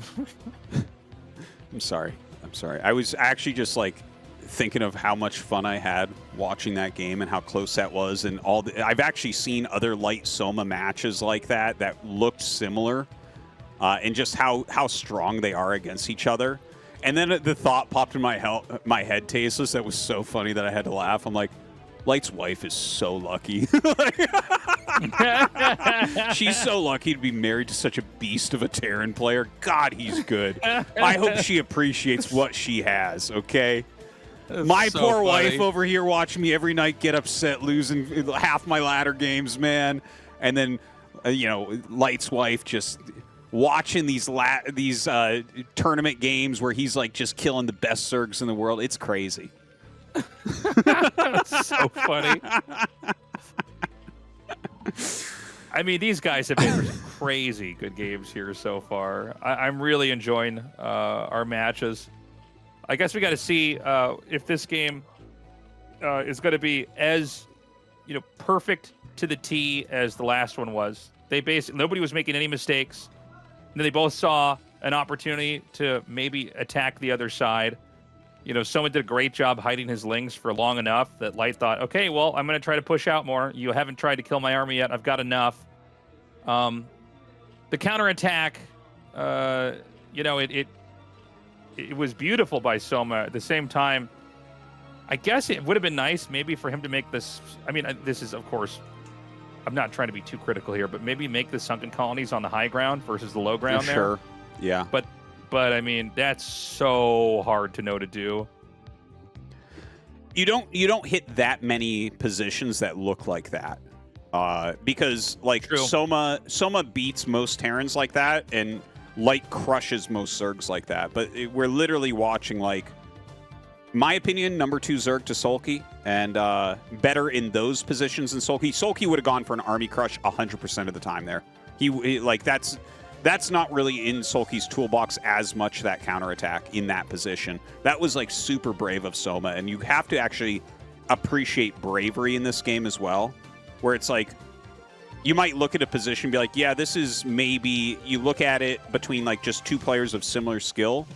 I would give Zerg a very low percentage to win that, but he actually made it very, very close from just great execution and sharp decision making. I can't say enough StarCraft about 1 that. doesn't have. Yeah. StarCraft 1 doesn't have the same level of base trades as StarCraft 2. Yeah. That's neither good nor bad. In fact, I don't think either of us had used the term base trade until StarCraft 2 came out, because it was a very rare thing to have two guys eliminating each other's bases. To the point where, base, I guess there's base race, and then there's also base trade where, you're killing each other's bases off, and you have workers scrambling to a side that you're attacking to try to build your own infrastructure where you're destroying their base. So I guess they are 2 different terms, but that was one of those moments where we actually had a base race over there that was pretty insane. And I think part of the reason why StarCraft 1's not as prone to games like that is because it's harder to traffic everything around the map. I mean, one of the things that you can do in a counterattack like that is force them to run back and defend, right? Okay, hold on a second. We've got 4 Marines coming up here. And, with Light's control, he, I think, can actually come out here. No, never mind. I should have known better. Zergling's always going to win. One of his Marines, actually, he clicked it to the side, and it did not move, and it did not shoot, or he actually would have won that. There was just a slight error in micro there from Light. Good thing for Soma, though. I was actually nervous while you were talking. I was watching. I'm like, those better be Zerglings in there, or you might lose this game to these 4 Marines.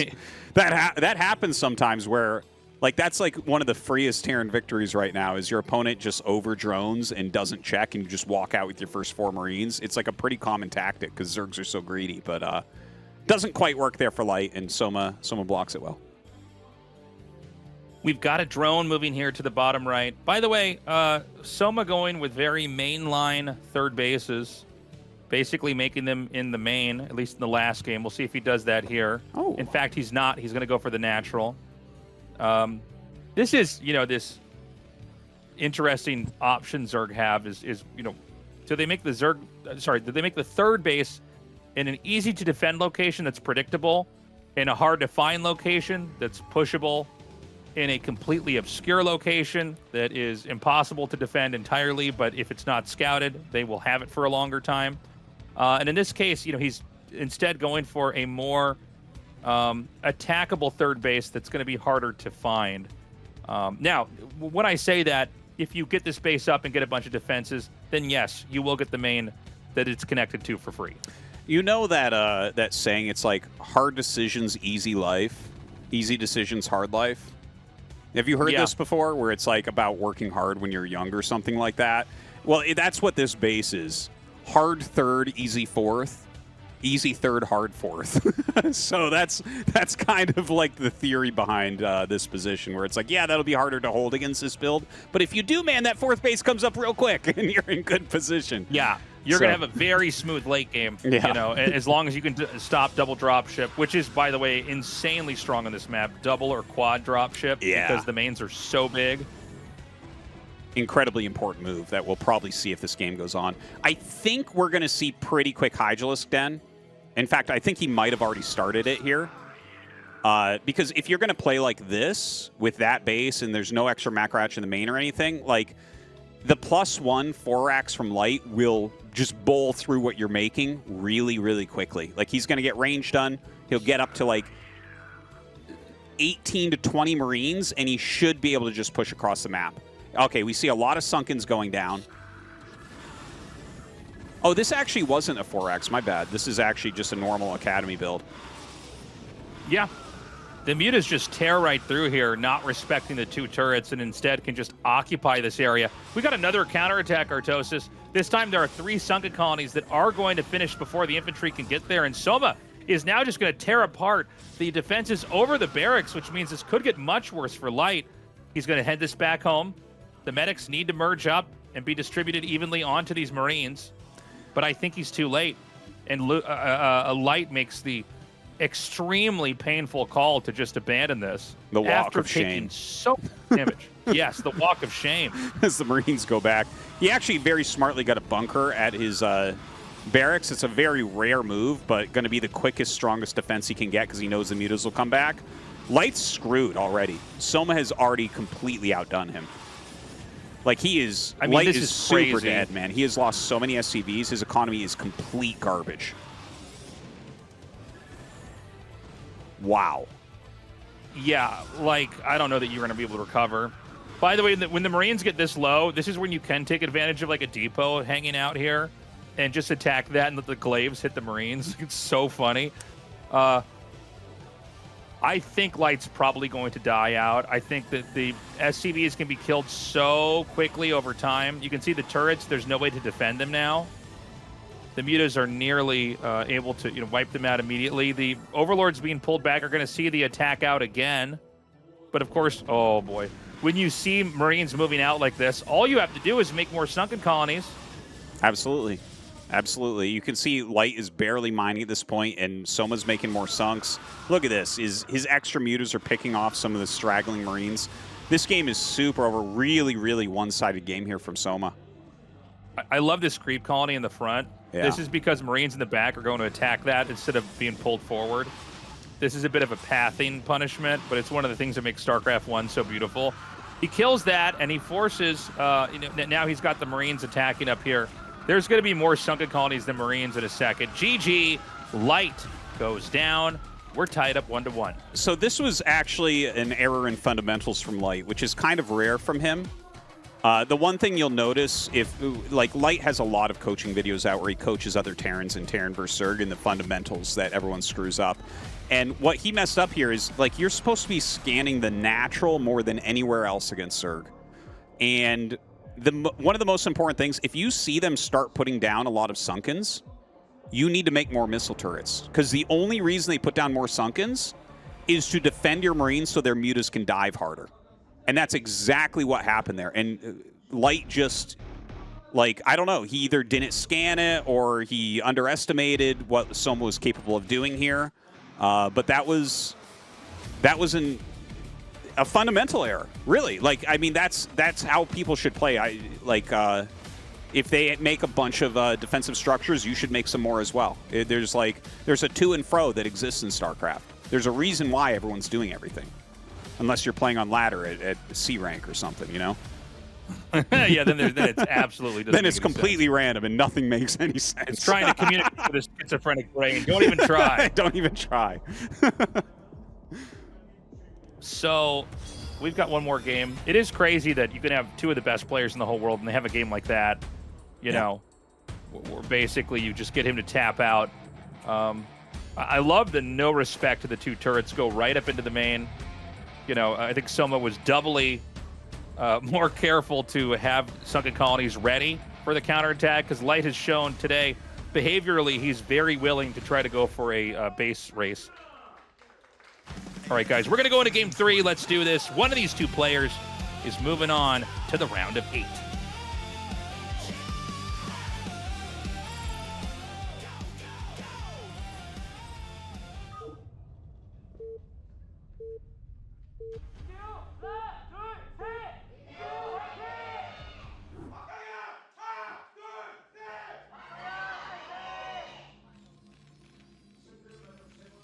Okay.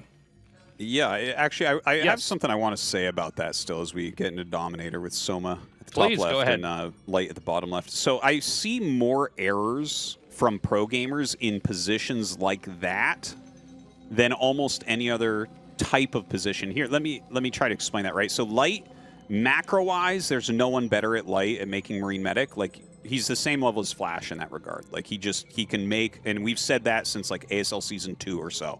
It's like, yeah, Light is as good at SK Terran as anyone, including Flash. He is just that good. But, like, I think what this does for a lot of people, and I think that this occurs a lot in Protoss versus Terran, it happens in Terran versus Zerg, and it happens in Zerg versus Protoss, where you kind of have the attacker's advantage, and if you're really, really good at macro, you get a lot of false positives where you'll win the game through this move, because you're so good at macro, and you'll just have a lot of units and just run over your opponent. But the actual theory behind what you're doing is wrong, right? So, like, Light gets a lot of attacks where he just goes across the map and kills you because you don't have enough, and he made as many Marines as anyone has at this time. And so I feel like we see that really a lot, where it's like, okay, you're not actually learning correctly here because you win too much from these positions. When actually, when you look at it the way that it should go against someone of your level, this shouldn't be something that actually works. Do you know what I mean? I totally get what you mean. I like the way that you described that as a false positive. I think this can be seen in a lot of different ways, defending and attacking, where, you know, you can get into a situation where it feels like this always works, and it's actually because the other player's not taking advantage of something or doesn't understand how to hold something. Yeah. And I think that in a lot of ways, that's kind of what happens with the meta, right? Is, you know, the meta begins to revolve around a certain set of ideas in each of the matchups, and then, you know, we end up with some kind of a breakthrough, you know, where we go, oh, actually, you can do this now. You know, one that I always go back to, which I think, you know, because I've been laddering when I can and streaming when I can, and you know, I finally got Nexus first down, but you know, Nexus first wasn't always there. In fact, that seemed like a completely alien concept that you couldn't do. And you know, when I go back to my pre-StarCraft 2 days, you know, I messed with it very briefly. I found it kind of hard to understand, and like maybe it's good, but you know, it seems like maybe it shouldn't work. And then eventually you find out, no, it does. It can work, but you have to have a lot of games to produce those kind of results against a lot of really good players that then know what you should or should not be doing. And we're going to see changes continue into the future with this game with that as well. Yeah, totally. It's just, I mean, this is the most beautiful game, man. Yeah, we both, you know, dedicate our lives to this game for more than 20 years. So, I mean, you know, we're just trying to share that with you guys. It's amazing watching these games, though, with these top-end players. Now, looking at the builds here, it was an overpull from Soma. So he might have been expecting like an 8 racks or something from Light, but Light just did a wall.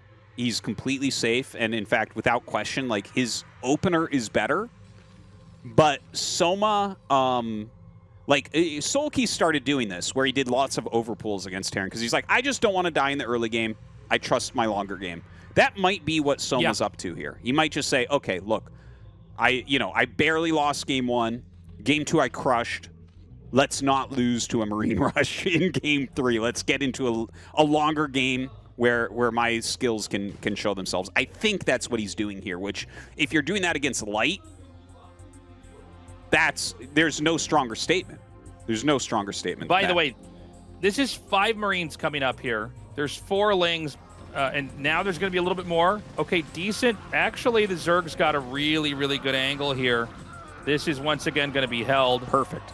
And, you know, honestly, you're fine trading Lings for drones. I'm sorry, Lings for Marines, especially to kill an SCV as well. So that was perfectly handled by Soma. And Light, almost seems like he's going to send out another Marine here. Is that an SCV on the map, or is that a Marine? I believe that's an SCV. I think he knows that this one's going to go down or something, but no, I don't know. He turns around. So maybe it was a Marine. Maybe you're right. Maybe he had a rally on or something like that, but... Yeah, that's actually probably what it is he had a rally that he had to... It's hard to emphasize how much is happening in a game of Brood War. You know, and I think, by the way, this is it's misleading when people talk about APM, because APM can create the illusion that there's, you know, they have 300 APM, so they did 300 things. It's like, well, you don't do 300 things, in a minute necessarily, but these are inputs, right? But there are moments in a game of StarCraft where, like, you've got to do, in the next 10 seconds, you got to do, like, 10 or 12 different things. And you can't miss a single beat, and you got to watch out for this and check for this, and also keep the mini-map, look at the mini-map for that. You know what I mean? And you've got to be absolutely prepared for it. Each of the matchups has different moments when it happens. And that's sometimes the moment where we see somebody mess up. A good example is like when the Protoss sees a Hydra rush coming, the number of things they have to change immediately in what they're doing. And if you mess up any of them, you're probably not going to hold, or you're not going to have the tech answer or anything like that. Yeah. But it always seemed to be reinterpreted as APM, which it kind of bothered me because, and I'm guilty of this, because I was one of the people that pushed this when I started casting, because I found out that normies just seemed to get really, really... Yeah. If they weren't interested in what I was saying then, if I said the guy has 300 actions per minute now, they would be like... They would be all wowzers. Yeah. They'd be like, oh, 300, that's crazy. But, like, it doesn't quite capture what's really going on. It's really, really true. I have a lot of examples like that where we as casters have actually screwed things up a little bit. But I guess I'll talk about that in a minute here, because the mutas, this is a really important phase of the game right now, where Light is trying to kind of force the mutas to stay out of his base, and Soma is not having it. He's just going to dive, and Light has to turn around. You can't counterattack that small group he had. Really, this is the decisive stuff that makes me really feel like Soma is so destined for a championship. Look at how strong he is. To make that call and say, no, I'm not afraid of, like, your small group of Marine medic on the map. I'm going to get in here. I'm going to kill some turrets. I'm going to keep you on your back foot. He's playing magnificently here so far. He sees the factory timing. He's slowing the factory timing, and he's taking a third base on the right-hand side. Yeah, going for these SCVs and just getting as much damage as he can. And here we go with the Lings again. Soma is just such a savage, man. I mean, he just is not afraid to come in there. And, you got to remember, Light is trying to play as thin of a defense as possible. I think someone who's not that experienced with the game would be like, well, why don't you just make 8 turrets instead of the 4 over here? And you go, well, then Soma wins the other way, because he doesn't attack you and you don't have anything to attack out with, because that really is, the balancing act that both sides are playing, is trying to get exactly what you can done with as little as possible, and knowing when to stop exactly, or when to hyper commit and close it out, and go for the win there. But yeah, you were saying, Artosis. Well, the muta's coming back in here, actually, and putting on... Every time I want to talk about something, Soma's like, I'm going to attack now. And he's actually getting really good damage. I feel like Soma's just kind of outplaying Light here. Light doesn't have the proper Mutalisk defense. This move out isn't even scary. Soma already has 3 sunks. Like, Soma can continue to just deal some damage here for a little bit. He might have to fly these home at some point, but a lot more Sunkens on the way. Light is a bit all in right now. Like, it's not exactly all in, but, like, if Soma keeps these down here, he has to break the Sunkens. Oh my god, he's going to kill every SCV. Well, we're going to have to watch this attack, but I imagine Soma has the magic number of sunks. Ooh, those aren't placed super well. They really aren't. There's going to be, like, Sunkens that are not always attacking in here. So, yeah, like, he might just barely start to break this, but as Soma brings his mutas back, I think he'll end up cleaning these. Yeah, he could have done with 1 or 2 more sunken colonies, it seems like. It's all about having the right distribution of medics on the Marines, because Marines will get 2-shotted by sunks, but once the medics kind of find their way to that position, the problem is now I think there just is enough. We have a Sulky-esque style victory here in the last moments of this fight. And, you know, keep in mind that there is plenty as far as economy goes back at home for Zerg, where Terran is basically back onto one base. The command center is actually being pulled away, so it won't be attacked further. And, you know, Soma can basically just sort of orbit around the edges of the base, throwing damage in where he can. Keep in mind that none of the barracks are even lighting up. In other words, they're not making. Yeah, this is not a winnable position. Yeah. You know, it's kind of similar to when we were watching like Royal versus Hero. I'm like, yeah, you'd have to really try to throw this one as Soma. Like, he is so far ahead right now. The Valkyries, I guess, give the best chance overall. I do like that Light is scouting with the medics that were kind of left over as the Lings came back across the map, so at least he gets some more intel. But when he sees this drone count, yeah, as soon as he saw the drone count, I looked down at his face and he did that little Korean head sideways. Yeah, GG. Yeah, he knows he's very dead. Korean-esque mannerism. And yeah, if you don't think that this guy's going to be a champion after watching him here today, you're crazy. You can see Light is Light's really unhappy with that loss. You never see Light die like that, ever. Ever. Light is... it's rare. Probably the best Terran vs. Zerg player in the world. You know, no obvious weakness. The fact that he was broken like that, like, it just seems like Soma knows exactly how many Marines Light has and where they are. Yeah. And he knows exactly when they're going to move out, and he goes, okay, well, I only need 6 Lings and Mutas to run in here and basically fracture the position around the barracks, and then I run out. And then while you're repairing or remaking turrets, I run in again with 6 more Lings and hit there.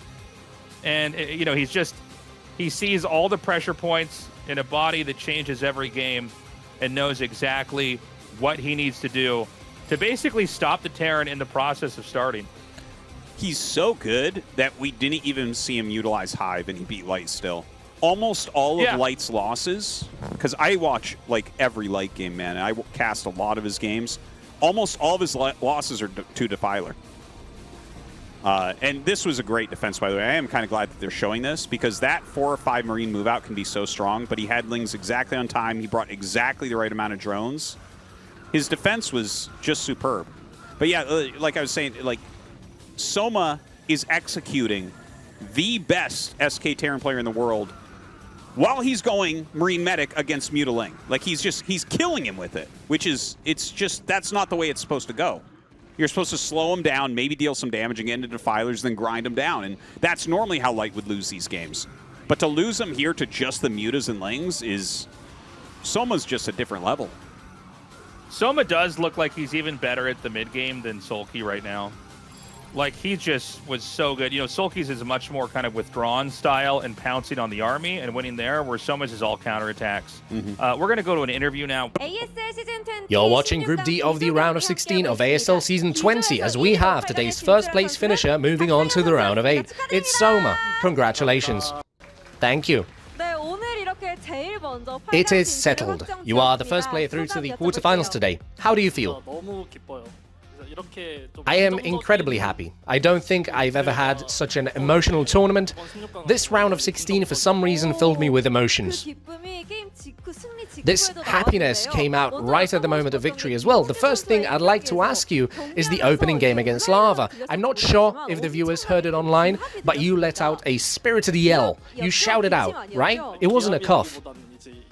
It wasn't a war cry or anything. I won when I thought I had won. To be honest with you, that first game against Larva was such a burden. People won't let me live this down for a whole decade. I'll be in trouble if I lose. I will have a hard time streaming too, I thought. So it was just an expression solidifying your victory? Sure. Got it. And what followed was the winner's match. The first set you unfortunately lost as it went into a base race. Could you explain that situation a bit? I was very anxious in that first set. In a situation like this, I thought a lot about building sunkens on the high ground in my main, but in the heat of the moment, I had a momentary lapse of judgment. Once the game ended, I took a second to reflect. I knew how to react being put in that spot, but actually ending up in that situation, I did not react properly. I was angry with myself, but afterwards, my hands stopped shaking going into the second map. I was able to play properly. I see. It seemed you regained composure in the second set. You caught on to your opponent's build pretty quick in that game. How did you figure it out? The second set... Oh, you mean the Marine Rush? Based on the scout timing, I figured it's Rax Expo. I was out of it in the first set, but recognized things properly in the second game. Built Lings ahead of time, and the fight went well. And the third set was quite similar too. Your opponent pressed with Marines in the early game, but you dealt with it perfectly. Were you satisfied with your micro from the second set onwards? Yeah, the second set, I think I was able to win because I gained momentum. That Muta versus Marine fight was all momentum based. I won the second set, and I had a feeling the third game would go the same way, so I played exactly the same. And you're riding that momentum as you move on to the round of 8 in first place. In just a moment, we will be doing the bracket draw. The players you can meet are Effort, Best, and Mini. Who would you like to play? For starters, nowadays for Zerg players against Effort, it might be a little different for others, but it's not a good match for me. I kind of want to avoid Effort. Soma says he just wants to avoid Effort. You are the first player through to the round of 8 today. Please address the colleagues who helped you prepare for today, as well as the fans cheering for you. I'm very thankful to our university team members who came down here. Thank you very much. It's very uplifting, thank you guys. And now Royal, Rush, thank you too.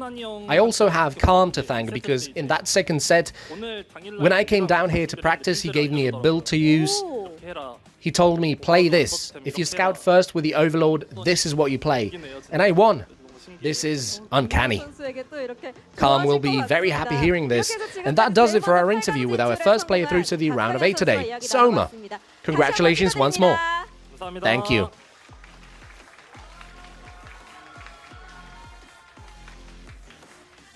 Let's now take a look at the events we have prepared for you. We have a prediction event for our online viewers. We will host a raffle amongst those who correctly predict the first and second place finishes of today's group with 4 ASL travel umbrellas and 2 Razer Viper V3 Pro white mice up for grabs. Please go ahead and participate. And there is one more way to win a Razer mouse. Our commentators will select 5 of the best cheerfuls in the studio. You can win a Razer Viper V3 Pro white mouse. Please show your support for the players and you might win a prize. Only one round of 8 ticket remains up for grabs. Who will be our last quarterfinals player this season? We will be back after a short break.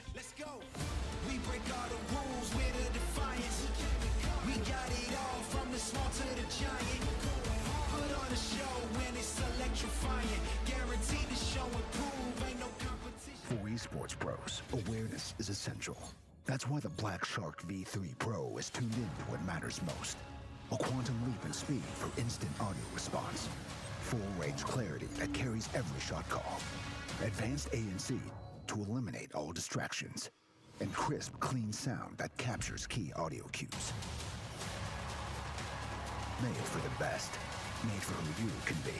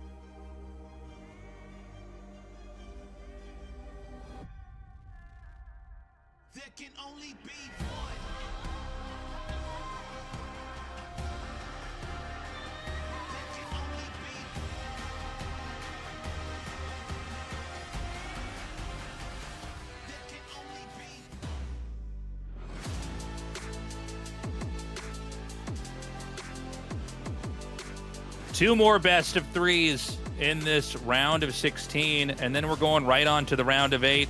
This is the elimination match, Larva versus Speed. Yeah, I love him with the hair dryer, man. He warms up his hands. Never with change. It. Yeah, they have heat packs in Korea that you can get super cheap. I have a box of them behind me that I use during the wintertime as well. But yeah, keeping your hands warm. Is that just a Korea thing, or is that everywhere? Because I felt like I didn't see that until I moved to Korea. Yeah, I think it was popular there first, but you definitely can get them here. A lot of times they make them for like work gloves and work boots and stuff for people who have to work outside in the winter. Yeah, but I do buy them out here as well. But it's like really important. I remember like way back, like in the early 2000s, going to tournaments, and my hands would be cold. And I would literally go to the bathroom and run hot water on them and then put them down my pants. Not for happy fun time. So but horny, man. Oh, our Tastosis. People are at home watching with their families. Oh, my God. You got to keep those hands warm, man. And Larva brings a damn hair dryer for it, so. Well, I guess it probably keeps your hands dry, too, right? Like, if you get sweaty hands, that's another thing, too. Maybe, yeah. It's impossible to play with cold hands. You know, I think your joints get stiff. It's hard to kind of have everything warmed up. But, yeah, I mean, it's funny. He's still doing it. He's the only one doing it, too. It hasn't caught. Oh, no, wait. I think that I did see this at some other tournament. Oh, I'll try to remember this for the game. But, yeah, I think someone else did bring a hairdryer in a different game, not a StarCraft game. Anyways, guys, Speed versus Larva. Let's go.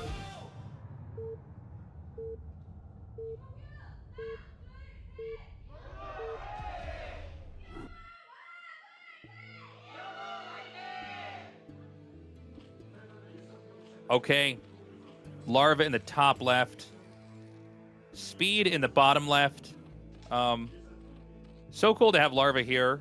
I know for some of the people that watch, you just know these guys in the world of StarCraft. You don't watch them as streamers or content creators, but Larva is a massive content creator in Korea, who I believe was recently doing like MMA he training did content. He did a boxing match at some point.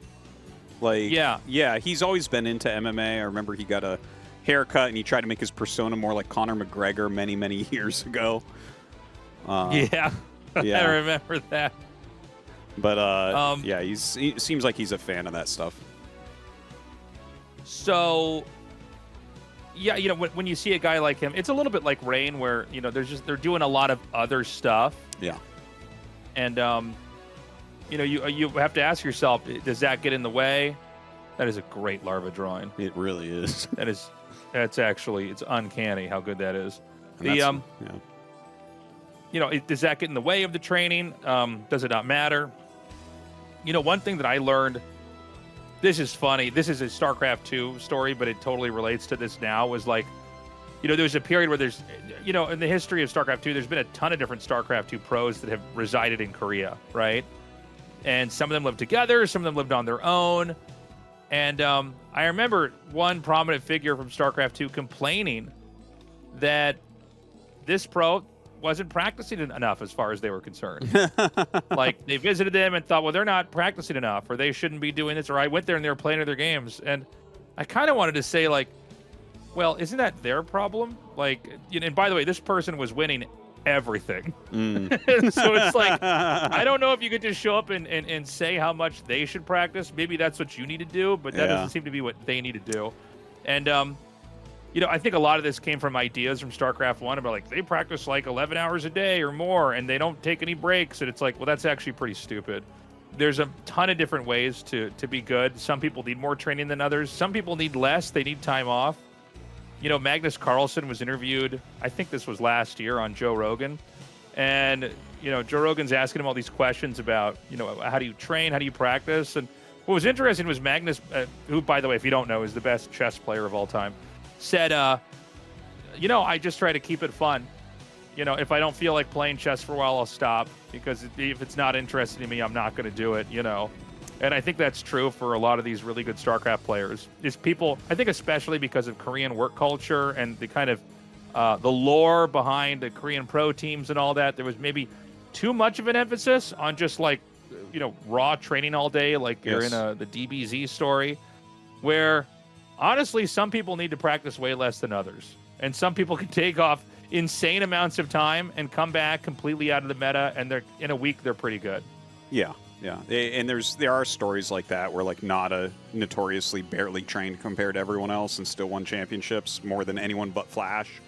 But yeah, actually that kind of reminds me as we're watching this, it's just a very quick layer build from Larva, and then Speed is going for a fast factory behind his wall, and so it kind of interesting builds going up against each other. But like exactly to what you were saying, the actual Korean method for creating great players is not actually the best method. Playing a lot is important, and that's because of the consistency of everyone playing a ton.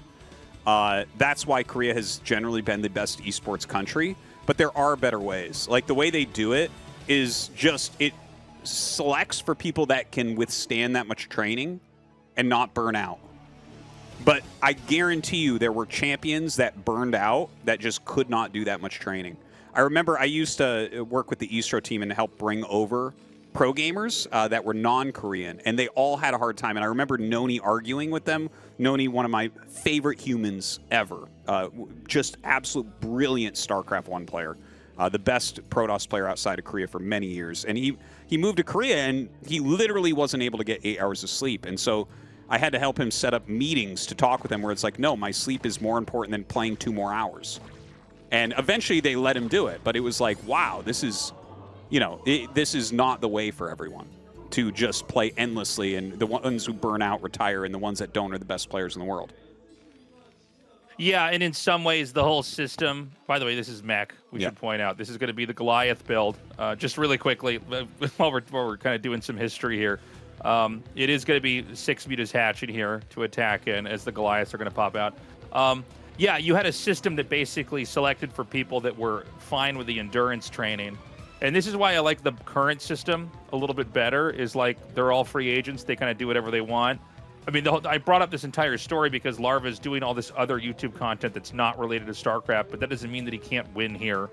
And, you know, you look at somebody like Rain, who's won ASL before and looks like the best Protoss, or one of them of all time, and he takes huge breaks. Yeah.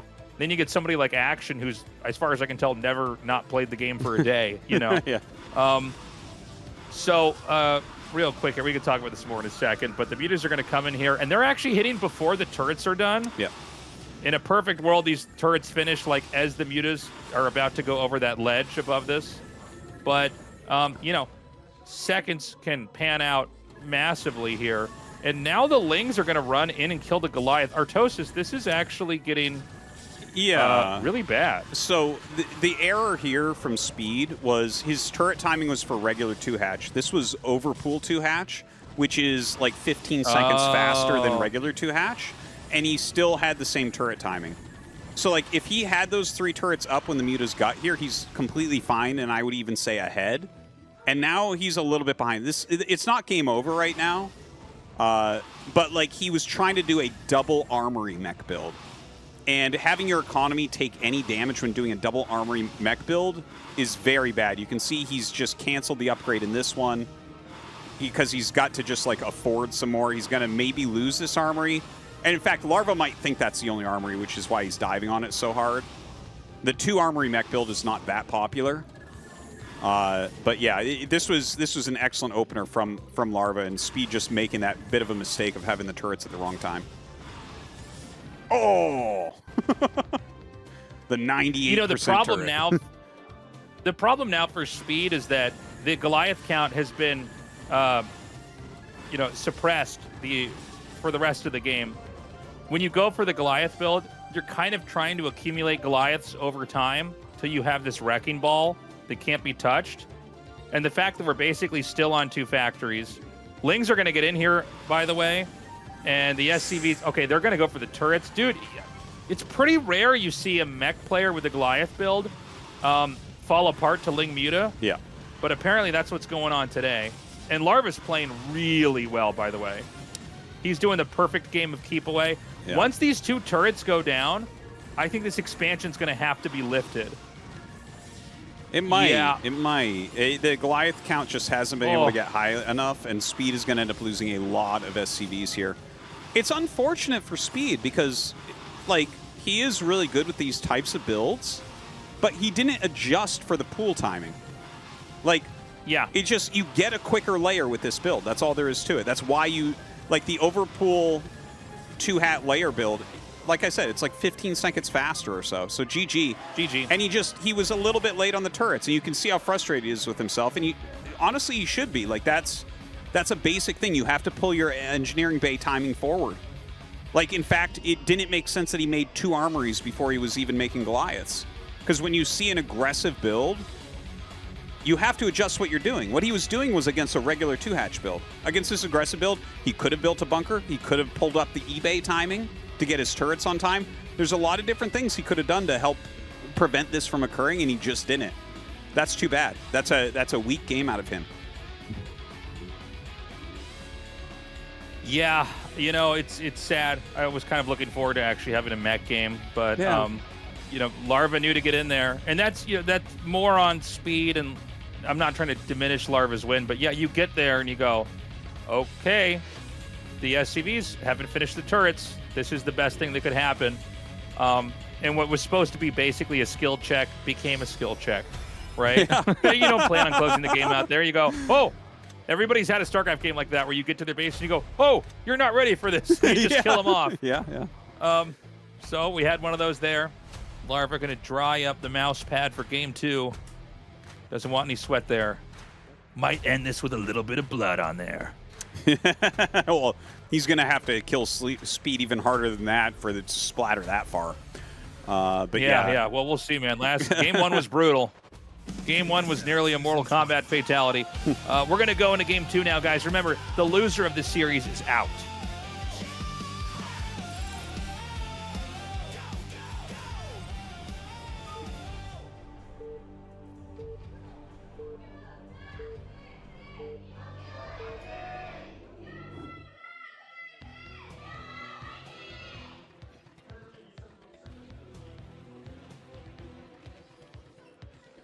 Okay, into Game 2 we go. Cross spawns again. I have to say, Speed has been having a really bad day. Yeah. Not all losses. Oh my God, it's a 4-pool? Wow. I don't think this was premeditated. Let me just finish my idea here before this starts. That not all losses are created equally. You know, I think that Game 1 loss for the whole TV, the TVT that we had earlier, that was especially painful because it looked like he was just a little bit better than Light until Light kind of played the perfect mid game and then just overwhelmed him, dominated the map, and made it look impossible. And then when I say Game 2, I mean the last game we saw from Speed for the day. He just wasn't ready. It was like a build order loss because he didn't respect what the capabilities of what Larva's build is. So we're going for a straight-up 4-pool. This is the fastest rush that they have in the game. This was, I think, everybody's experience the first week the game came out, and if their parents had internet, they were able to play. A 4-pool is faster than a 5-pool, by the way, by, I think, 4 seconds. Something like that. So, yeah, 4 or 5. I'm not sure exactly. And this is a depot and a barracks on low ground. Go ahead, Artosis. So, yeah, the one thing about the 4-pool, like, this is part of the reason why the spawning pool on the very last patch went from 150 minerals to 200 minerals. Now, this is generally considered a hard counter against walls. But this is the best possible position for Speed, is being cross-map. And the only position on Polestar where your Marines pop out on the outside of the wall is the spot that Larva's in. So even when he did this, he already knew that he wasn't going to get the super free win from the 4-pool, but it might still occur. Now he's going across the map, and he's going to be happy to find that it is a wall, and Speed has no idea. So he doesn't have SCVs already coming down here, and that's what he needs. He needs to bring almost every single SCV immediately. Okay, he's going to come down, and this is really scary right now. He's going to get that first Marine.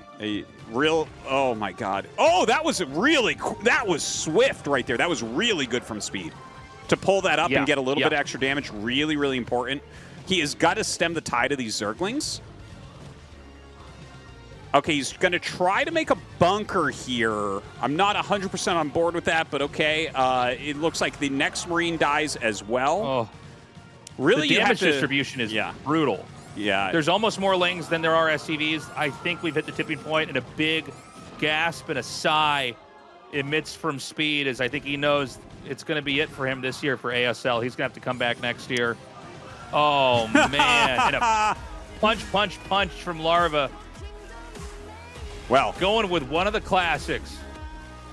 Yeah. He takes down Speed with a 4-pull. Like, you know, he just threw a wrench into the gears. It is important for Zergs to 4-pull occasionally. It keeps Terran a bit more honest, you know. And I was saying this a couple seasons ago. Like, we had like in the pro scene, I believe it was in ASL. This stat is jumping in my head, but it was like more than 17 walled expansions in a row. And it's like, okay, when you're getting into those numbers where no one's ever making their barracks in their main base, a 4-pull needs to come out and straighten everybody out, you know? You got to like remind Terran players that like you can just die only from making this decision of walling in. So no, you have to know that you can just, you know, this build it's the oldest build, literally. It is literally the oldest build. It is. Okay? People that don't play StarCraft or haven't played, you know, in 25 years, they know this build. People that don't play StarCraft probably know this build. So you bring it out, and it does just annihilate somebody that's not playing safe. In pretty much every other build that's normal stops it. Guys, that's going to be it for Speed. We're moving on next to Larva versus Light. For esports pros, awareness is essential. That's why the Black Arc V3 Pro is tuned in to what matters most. A quantum leap in speed for instant audio response. Full-range clarity that carries every shot call. Advanced ANC to eliminate all distractions. And crisp, clean sound that captures key audio cues.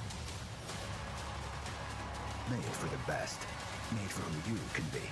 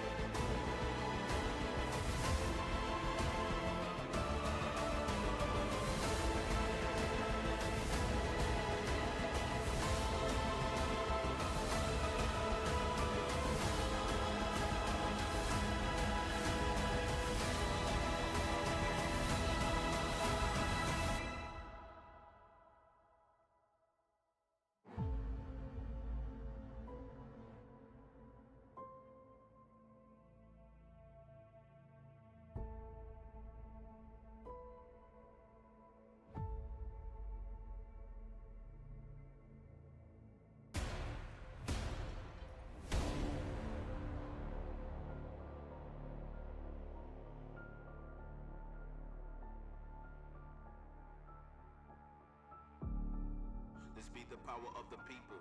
Game field leveled out equal. It's all or none, there will be no sequel. Survival of the fittest, stay diesel.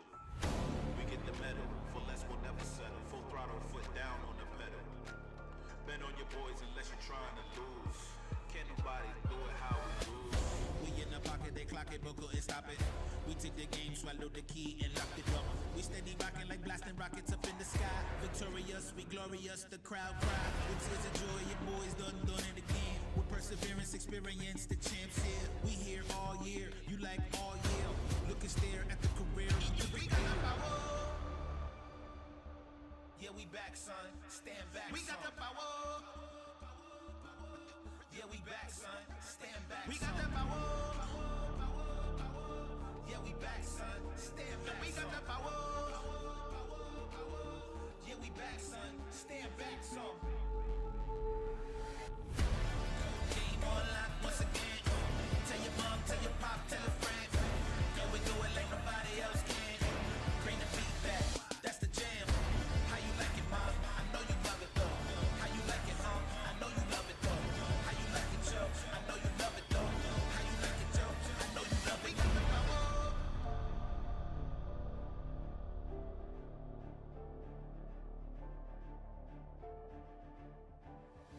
We got the power.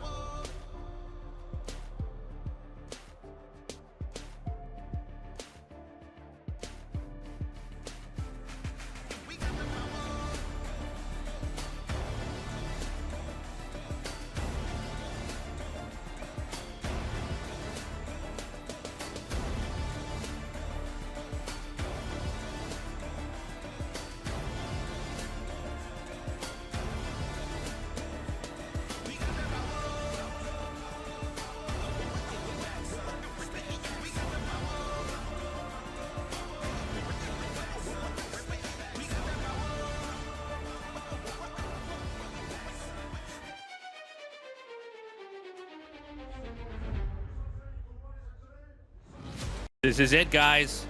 2 players left. 1 more spot in the round of 8. And what a great match this is going to be. Larva versus Light.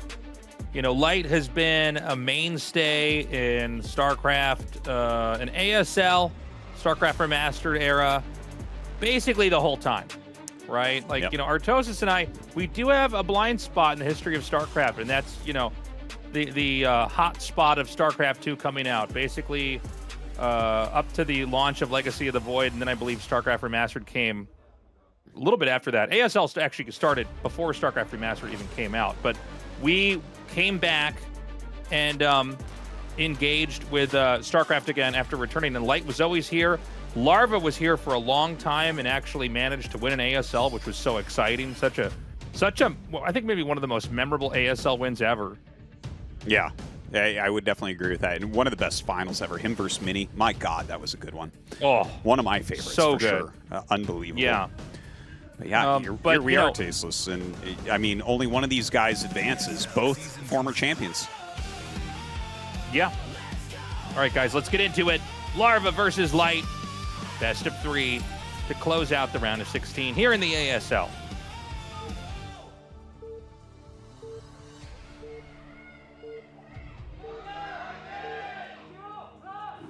I want to see a 4-pull Tasteless. He's not going to do it. Oh, that would be kind of a, you know, when I see a 4-pull like that, I'm like, well, that's it for the whole year of 4-pulls. Yeah. Like, we won't have more than one a year. But there could be something to just doing another one in a day, right? It's so crazy. As long as you're not 8:15, it's definitely it would be a surprise. Would be. As a reminder, guys, we have the group selection at the end of the show. I know some of you guys, you put this on play. You hear us, you know, on the breaks, and basically you watch the show in the entirety. But I know some of you guys just click through to the games. If you care about knowing who's in the round of 8, keep the show running, because we are going to be getting that group draw. Is Light going to open up with an 8 racks here? Pretty ballsy. Yeah, he is. A lot of mind games. A lot of mind games going on, right? Because he just saw a 4-pool that killed Speed. That's why I was kind of saying that you should open 4-pool again, because you'd never expect that, right? And like, Yeah. Four pool absolutely can beat this center 8 racks. But yeah, it is a center 8 racks, which means that Light will be following up with a gas and a factory and all that. Very technical opener here against Larva. So I wonder if Light does this because he saw the 4 pool. Because you go, well, I mean, and there's something to this, like in tournaments, even if it's like against a different player, where like it does feel like there is just a rotation of play styles from pro players. And I mean, maybe it's not. Maybe we're reading way too much into this, but yeah, I'm curious if he just saw that and thought, well, you're probably not going to be that cheesy ever again this tournament, so maybe it's my turn to actually kind of turn it up. And guess what? It's hatch first versus 8 racks.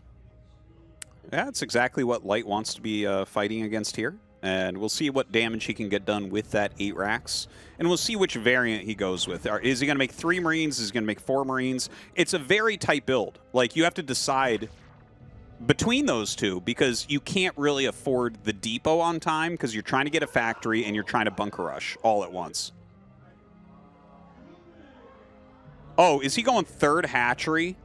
Dude, No okay, so he's kidding. dead. I'm pretty sure. Oh, what? Yeah. So this is like almost, this is one of these build orders you mention if you're trying to cover all build orders, but really when you say this one, you go, people don't really do this, but this is one of the possible.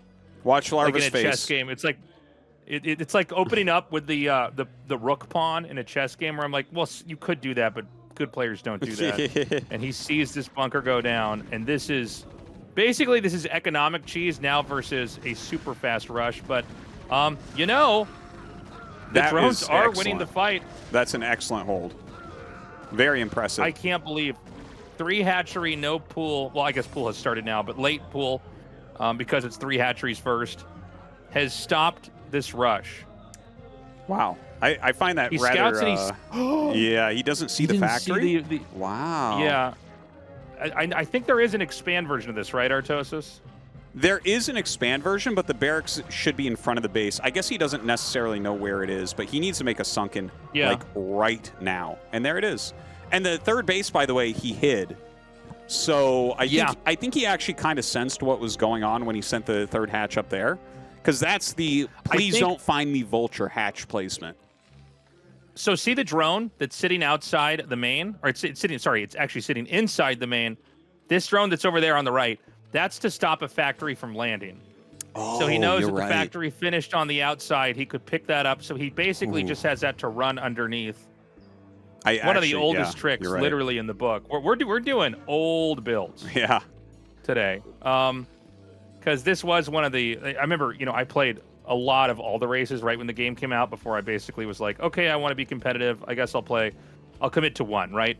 But I remember this was something I loved to do to people, was to do some kind of an 8 racks rush and with a factory outside their base and land it in there. That's but right. yeah, he's ready. The Hydra Den is there to block a 2nd Vulture if it were to come up too, so that you'd have to wrap around. So the Lings are at the ramp. I remember that now that you mention.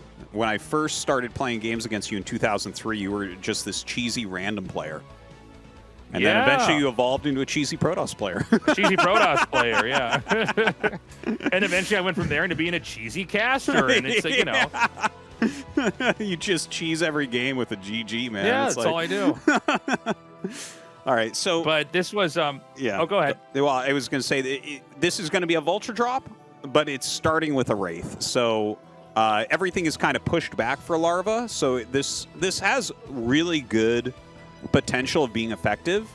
But yeah, Larva's making Hydras right now. So if his 3rd base doesn't get scouted and he just makes a good amount of Hydras and maybe puts a sunken colony in his main base, if he does all that, Light's going to be pretty damn far behind on 1 base against 3.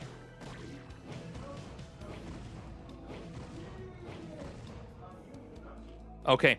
The Wraith is just going to get a little bit of hits in here. And a lot of this is just scouting. If you're going to play off of 1 base, you really have to have perfect intel.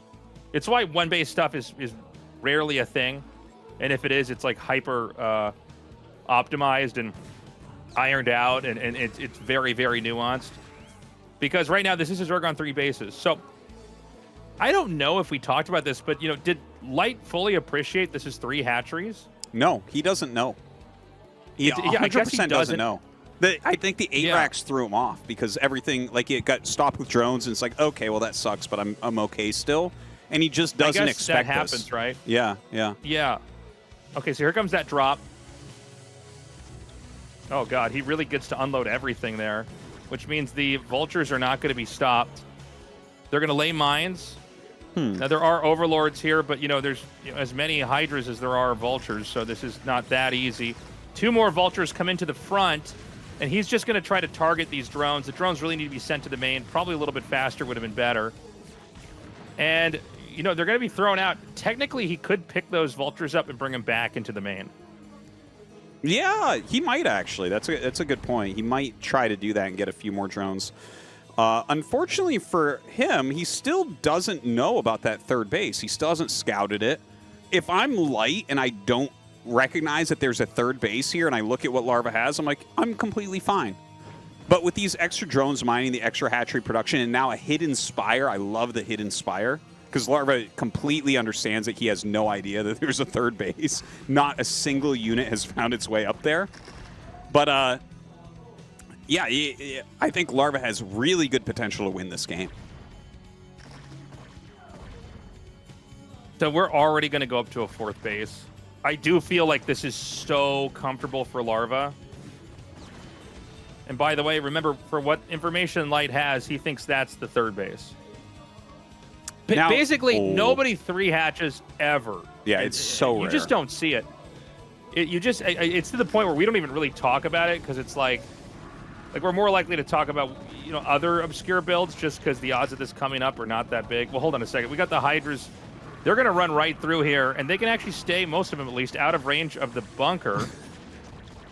SCVs on Hydras do just fine. It takes 12 Hydra hits to kill an SCV. It's kind of weird. Kind of weird to see him run by there. Yeah. I don't know about the... That's not... Hydra run-bys are no good. We've seen so many Mutaling run-bys that we're like, oh, yeah, this is good, too. It's like, no, it's not. No. Actually, yeah, Hydras are terrible against both SCVs and bunkers. Yeah, it's very true. But just to finish the point I was making earlier, like, you just don't see 3 hatch. And by the way, again, 3 hatch, for whatever reason today, we're getting, like, really old builds. We're getting, like, 1998, 1999 build orders. You were right. But yeah, 3 hatch was a thing. Yeah, we've had, it's weird. Even Light's build and Larva's build. This is a game that, now, I mean, at this point in time, we're in pretty advanced territory for how it's being played out, but this is, everybody that played Zerg did mess with 3 hatch and did have success and did basically eventually abandon it from ever being a build order you would use all the time because, you can just be killed with it. And it's kind of the reverse of the 4 pool where it's just this super economic choose. By the way, especially versus Terran, 3 hatch. It's really dangerous. Like, if he had recognized this earlier, he would have been able to shut it down really well. Now, if he gets both these, oh my God. Larva's winning game 1. That's unbelievable that he got both of the vessels. Like that, I think that's actually just what that was for anyways. He only made 2 mutas to just tank damage and some Scourge. Yep. And now 100%. he's on 4 base. He's playing against a Light that he's equal supply right now. He doesn't even have Larva's mutas. one of... Like, he's so far ahead. He's so far ahead. Larva's one of the best Hydra Lurker players in the whole world. He might be the best, actually. We've seen some people like Action mess with this, but like, and again, in line with what we're talking about, this is, I guess, once you get to Hive and Dark Swarm, this is what is it called? Sauron Zerg? Is that because of a guy named Sauron? Or is that... well, Sauron Zerg was the idea of defending with only units and no static D. And then if it's just Hydra Lurker with no Hive, that's Man Zerg. Right. Okay, but this is going to be this is a very old comp again with his Mass Lurker, Mass Hydra, and then eventually you have Dark Swarm because that's going to come in here. There's no reason to stay off of that and go. Man Zerg doesn't really make any sense in any kind of like modern play, but I mean, Larva's really good at this. And by the way, this is the strongest when you are way ahead because you're no longer playing with just a very small amount of units that you have to use efficiently. You're basically going to try to overwhelm them with Lurkers and Hydras. Yeah, I think that's the best play right now. Like, he doesn't even have to worry about, like, or Larva, rather, doesn't have to really think about going super quick Defiler here because he has enough units off of the 4 hatches and the 4 bases to hold everything off with, like, Lurker Ling, which is what he's doing right now, or Lurker Hydra. But he is going up. He already has the Hive. He has the Defiler Mound on the way. So, I mean, this is just going to go from bad to worse for Light. He's got a decent-sized army. But when Defilers are done and Consume is done, the tanks lose huge value. And you have to decide, like, oh, am I going to go Mass Tank? Am I going to just switch into pure Science Vessel with Marine Medic? Am I going to do some sort of, like, combination of the two? Because I don't think he's going to just end Larva here. Larva looks, like, really well defended. Yeah, I mean, I don't see any way that you can push in here and kill him off. Oh, my God. The Scourge already. It looks like the Marines are high enough in number. Oh, I forgot the Sunk was actually there. That's funny. Can you get under here? Yes, you can. Actually, so I didn't know. I thought the answer there was no. I didn't know that either. I thought that was actually sealed up at the bottom, but I guess now I know the creep doesn't go down that far. Yeah. Okay, 3 tanks all together. And remember those vessels that were killed off earlier? That's going to be 2 less irradiates every time you see an irradiate, basically, from a vessel. Dude, and that means that there's really not a whole lot to do to curb the progress of the Lurkers. Like, he's basically pushing tanks in siege mode with Marines. Larva, which is crazy. Larva is suddenly getting slammed. Like, his Lurkers were in completely the wrong position. Then he ran into the siege tanks while Marines were attacking a completely undefended base up here. And now he's lost his Spire as well. Are you kidding me? This went from Larva completely dominating to being out of position and Light just, like, pulling the trigger. This looks great for Light now. Yeah, it's a little bit bad. I think this is still somewhat Larva favored if he can take a fight, but, like, I can't believe the Terran just, like, ran in and killed the 4th base. Yeah, no, I like the position for Light now. Like, it was so bad, and it went... Yeah, he lost a lot of Lurkers there, and Light can just pull back from here. He's done enough damage. Now it's 3 base, 2 base.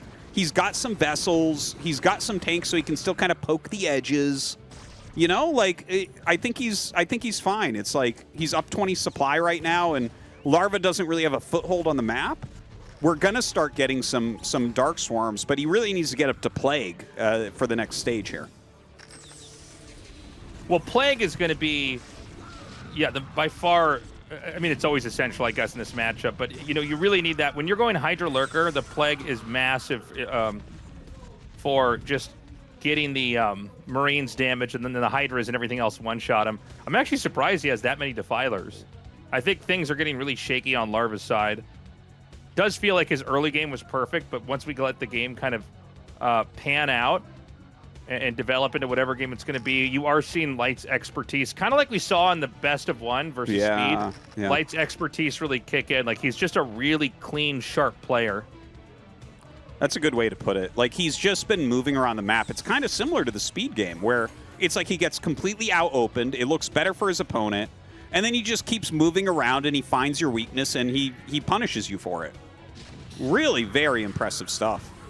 Now, the Defilers are up, but this is a lot of vessels. Like, he actually did a great job getting his vessel count back up after losing the initial 2. And with the tanks, like, the tanks are gaining some value as well. The fact that he already has siege mode bodes well for fighting against Hydra Lurker Defiler. We'll see if he goes extra factories or not. Some people like to go, like, 2 factory siege tank or 3 factory siege tank against this composition. But yeah, I feel like it's uphill right now for Larva. Light is very good at grinding down these positions. I don't think that Larva's position was that flimsy, but somehow Light just ended up... Like, you know, I was watching the Lurkers kind of move forward and threaten the tanks, and then we got a shot of the 4th base, and there were Marines there. And I don't know if I missed when the Lurkers are broken, but yeah, I mean, suddenly Larva's in a tough spot. By the way, when you get to even or behind, and in this case, Larva's behind in supply of Hydra Lurker, this is hard to manage. You know, fundamentally, Medic Marine tank, at least coupled with Vessel, is stronger than Hydra Lurker, like on an even count. This was up for debate, by the way, for a long time in the early part of the game, where it seemed like they both had their moments. But really, you know, you can micro Marines a little bit better. Like, there is technically a micro disadvantage for the Lurker player because it has to burrow animation, so you can kind of run back. The tank has longer range than the Lurker, and obviously everything else that it's going to fight. So, you know, eventually this was abandoned actually for Muta Ling Lurker. Yeah. And we kind of see, you know, that the structure of that composition now with Muta Ling first and Lurker later, right? So, oh, he's going to snipe down that. Go ahead. I just want to say I'm a little surprised. I saw the Ultralisk Cavern. I'm surprised he's going to go Ultras at all here, because normally when you're playing Hydra, Lurker, Defiler, it turns into Plague grinding, where you're just like Plague. You just over and over and over. Anything that comes near you, you Plague it, and the Hydras beat everything that's plagued. So you just kind of like play a grindy game like that. The Ultras are generally like a sharp transition to end the game. So I'm a little surprised to see those right now, because I don't think he has the opportunity to end the game with those. Whereas, like, what I actually want to see from him is just constant Plague casting, zoning the vessels out with the Hydras and Plagues, and, you know, using Dark Swarm so the tanks can't push, and then plaguing Marine Medic anytime they show up. Well, it doesn't really make sense to get Ultras because this is the Hydra Lurker costs more gas. It's why it's one of the reasons why people decided that it was actually Lurker Ling that was better in some ways as a composition, is that you could get more Lurkers and then have all the minerals go into Lings. Again, we don't see Lurker Ling in fights on the map anymore anyway. I'm sorry, we're doing like a deep dive in the history of army compositions, because for whatever reason, out of all the ASLs we've casted, this one has all the oldest comps and the oldest builds, which is fascinating.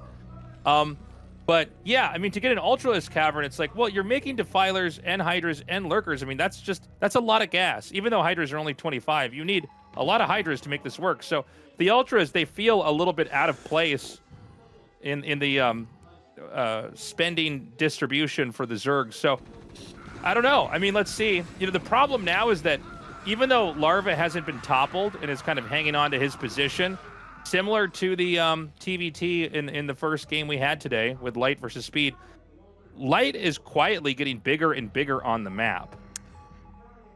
He's on 4 bases. Yeah, Light's got those 4 bases. The 5th base, of course, is going to be a bit harder. I think what he's doing with the Ultras is trying to be more mobile on the map, because Hydra Lurker Defiler is like a kind of slow-moving comp sometimes, where you have to like incrementally move with the Defiler spells. So he is kind of like trying to, it seems like he's trying to zone top left out from Light's area a little bit with this. He should really pull those back. Like, this is not the fight you want to take. Light's taking it from low ground to high ground, so he's making it as good as he can for Larva, but he's still going to win it. But yeah, oh my gosh, look at that. A couple Lurkers up here. But he's double expanding, so like he's trying to get up to 6 base right now. And he is making a lot of Lurkers. I mean, a lot of Ultras. And if you look at the supply, like, Larva's onto something. Like, it looks like, supply-wise, I would say he's going to win. Well, he's actually switching into just Ling Ultra is what it is. Yeah. So I think we kind of thought, for whatever reason, he, like, had to commit and stay. And, he still has Hydras. He's not going to throw them away. But probably over time, all those Hydralisks are going to turn into Lurkers. And, you know, I mean, this is a beautiful Plague and a beautiful double Dark Swarm. I mean, this position may be lost. Dude, this game's insane. It is an insane game. And, yeah, like, the Ultra Ling is really starting to work out a little bit. You know, anytime you see supplies this close, Zerg is way ahead. Like, once Defilers are out, I'm not joking, you have to get them down to 70 supply for them to lose. Like, you can be at 200 and you won't be able to break them a lot of the time if they have, like, 100 supply. We actually see that with pro games pretty often. But the fact that he has supply this high, lots of siege tanks mixed in, so obviously that's going to do pretty well against the Ultras. Lots of vessels here, but a lot of his units are very red as far as health. This is a wild-looking game. And I do think Larva has the edge right now, but this push from Light might be very efficient. Well, we got to remember he had that economic lead, even though he was in a bad spot. You know, he was able to kind of tech out of it. Lots of Scourge connecting on these vessels, but, you know, Light wins the fight. it's really important to know when you can attack in with the ultras because you're kind of committing, even though they're fast and they can run away, especially versus mass siege tank. Which, by the way, we never really left mass siege tank because versus Hydra Lurker, which is what we had before, you can still damage Hydralisks in Dark Swarm with siege mode. Yeah. You know, people kind of forget because I think people will look at Dark Swarm and think nothing can kill a Lurker in there, and it's like, yeah, it's true, but Lings and Ultras and Hydras will take damage there, so you don't need to stop making tanks. Dude, this this is a unicorn of a game. I can't even believe what we're looking at right now. It is one of the strangest games. Very cool ideas from both players. Another nice plague goes down. Larva has so many bases that even though this looks like Light's about to kill him, I don't think he actually is about to kill him. He's getting close to the natural. All the tech is in the natural and the main. But like Larva, look at how much Larva has around the map. This is an insane economy for Zerg versus Terran. An insane economy. And, you know, a push is one thing, but he hasn't actually taken out any positions. Yeah. It's scary for the Zerg. I mean, you know, right now Light's breathing down Larva's neck, but he's not actually getting any hits in here. And, you know, it's just 2 exposed bases on the outside for Terran. I mean, this mineral-only base, I think there's Lings, or yeah, there's Hydras and, oh, okay, an Ultralisk down here. Oh my God, he's gonna throw a couple lurkers at this mineral base too. Like he's actually dealing more damage to Light than Light's dealing to him in a lot of ways. Yeah, and remember, I mean, Terran hasn't not killed any important base yet. He's leapfrogging tanks, but like, and I think right now there's a problem that we're seeing from Larva where I think that all the units in the rally point are actually moving into the push. So he's like producing stuff and it gets vacuumed into the Marines and tanks. I think you're right. Like that, yeah. See these Lings that come out and just they get pulled in. Same with these Ultras. He's not sending 2 Ultras blindly down here, but he's like trying to do so many things at once that his army supply route is getting slowly. Well, I don't know, man. Hold on a second. These tanks are exposed. Yeah, I think this attack over here is looking crazy. I think Larva's basically done it at this point. Yeah, it gets a monster plague right there. But, like, Light isn't able to reinforce because there's Ultras in his natural. GG. That was a crazy game. The fact that Light almost came back when Larva had such an advantage. And I did not trust in Larva switching to Ultra Ling. But he was actually right. I can't say, because if it would be a super grindy, super long game otherwise. But he had the right read there. And it really surprised me because actually the first person I ever saw in the pro scene do Hydra Lurker Defiler was Larva. Like he was one of the originators of really making that a strong strategy. But damn, that switch into Ultras, like I was down it. I called out that Ultralisk Cavern, but he nailed it with that. Really sharp play. I can't believe that was 8 racks, which is a hard counter to 3 hatchery, which you just don't even see, by the way, in pro matches. And then the 3 hatchery counters that into fast tech from Terran. Terran looked like it was unwinnable. Terran started to win. We went into Hydra Lurker, into Larva looking like he was on the verge of death, into eventually just fighting back hard, going to the Ultra attack, and then just kind of counterattacking and slowing the Terran down. An extremely, extremely rare game. Very much so. Like, if that game was a collectible card, that one would be behind glass right now. Okay, that was an awesome game. Is a very, very unusual game. And we're gonna go to Metropolis. By the way, guys, Light might be knocked out. What?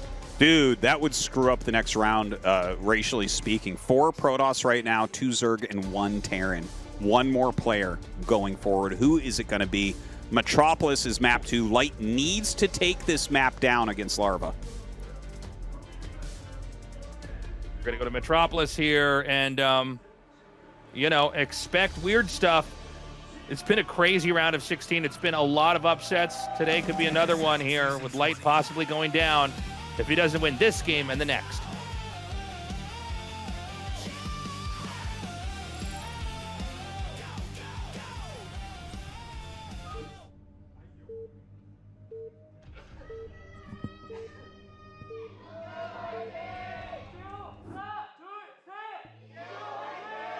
Damn.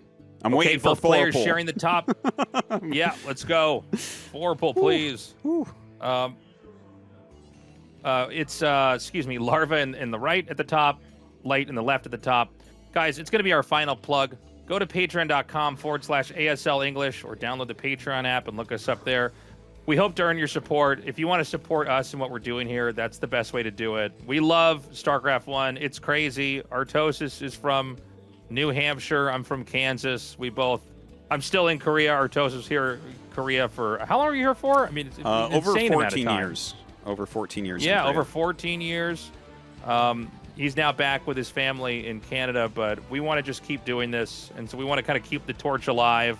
So many other esports, they die out, or they shut the servers down, or I don't know, the patch comes out that ruins the game when everybody leaves. But it's not going to happen with Brood War, because this is basically the same game. You can go back and look at a game literally put on Korean TV in 1998, and you're looking at the same game that you're looking at now.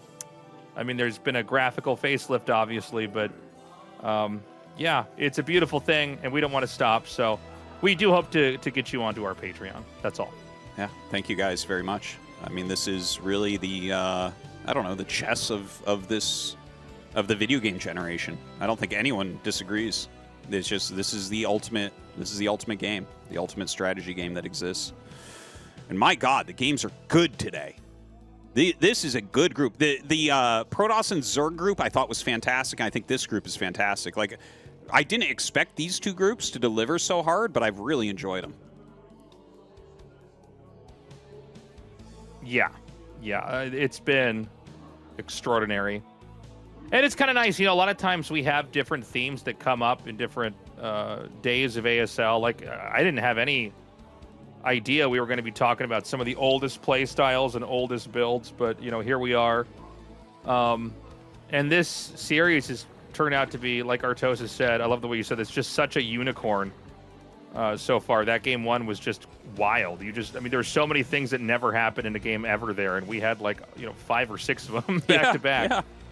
It was so different. I just love it to death. I love when I'm questioning something and then the pro shows why it was a good choice, like what Larva did with the Ultra Change. Because really, I've seen positions where they don't go the Ultra Change so many times, and then he does it and it works out really, really well. I'm like, damn, that is awesome. That is really cool. I've never seen that, and I mean, StarCraft keeps delivering in that way. We've seen a lot of different, that Soma Light game today, man, on Radeon. Oh my God, what a game that was. You never see stuff quite like that. Yeah, Light here pressuring with a single Marine. Ooh, he's just barely not getting a drone. Nice micro for Larva to get that away. He might try to chase us down with the SCV. Oh, it was so close. Artosis' sounds back there. What you guys don't know is we have electrodes hooked up to Artosis' nipples, and if that drone gets attacked, he gets shocked here. And it's crazy. I guess lucky for me or unlucky based on what I like. The SCV has the shortest range in the game, so unable to get that kill. Yeah, fun little interaction there. So, I mean, look, these guys are close to each other since they're both sharing the top. There's 2 ways Terran can push through here, by the way. This is true, obviously, for any matchup where you're both at the top, but this map, it's deceptive in that, if you right-click to their main from where you're at, a lot of times your army will go through the top expansion instead of the middle. So, just something to watch for there. We see counterattacks happen through there. We see, pushes where it's harder to defend. You could be hit really hard. Wow, and Larva's going to go for cross-spawn expand with a Spire at about 300 HP. Yeah, that's this, very by the way, tricky. This is, and by the way, this is also something that hasn't been very common the last 4 years or so. That's not to say it's like the other old builds, but how funny is this? So this is very unsafe if it is scouted. It's just hard to get over there because Terran has a quicker travel distance than the Zerg. But people kind of stopped doing this. Yeah. And so this may be a lower priority on the scan list. I think usually what Terran will do, and I include Light in that because I've seen him do this, is they have 1 Marine go down there or an SCV at some point in time just to clear that out as a possibility. But, in these pro matches, sometimes that doesn't happen. And I kind of like Larva playing off brand from the meta here. Well, that's it suits him really well. Like we were talking about before, he is kind of like a cognitive player. Like a lot of his wins come through thinking out what he's going to do and bringing something a bit different. So it is very cool to see. Looking at Light's build, he actually doesn't have a build that could really threaten this space early on in the game. It is a Valkyrie Rush, it looks like. Yeah, I mean, that has to be a Valkyrie Rush. It can't be anything else. But he's getting an upgrade on the Vultures. So, yeah, I've seen this version of the Valkyrie Rush. It's been a little bit trendy lately. But generally, you get Vulture speed with this and try to do some harassment out on the map. Maybe he'll be able to run by and get some kills. Yeah, it looks like Vulture speed just finished up. He's making plenty of missile turrets. Looks like he doesn't want to make that mistake again. But the two Vultures are the real potential for him to do something here. Well, does he have a wall up? You know, there are Lings under that Overlord. I don't know that they can run in there that easily. Yeah, really good placements. You know, Larva's going to see pretty quickly, like, okay, you're ready. This won't be like the game versus speed. That much is for sure. Oh, good job finding the 2 Marine kills, though. And if you can, always clip the Marines off.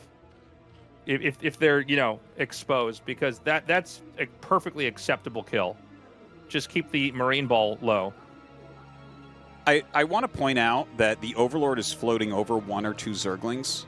That's such an efficient defense because the Sunken Colony has higher attack priority, so the Vultures won't auto-attack the Zergling, and it's very hard to actually get them to attack there, so he can't really run by. If the Overlord wasn't there, you could moving shot, shoot the Zergling, and go through all in one go.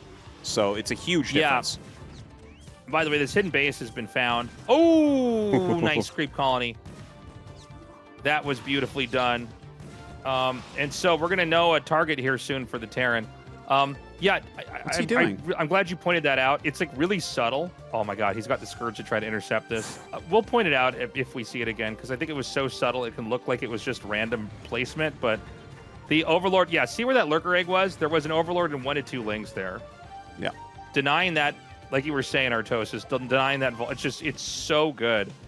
I love the way Larva approaches the game. I always feel like I learn stuff when I see him do this. Absolutely. It's just kind of the way he plays. I love watching it as well.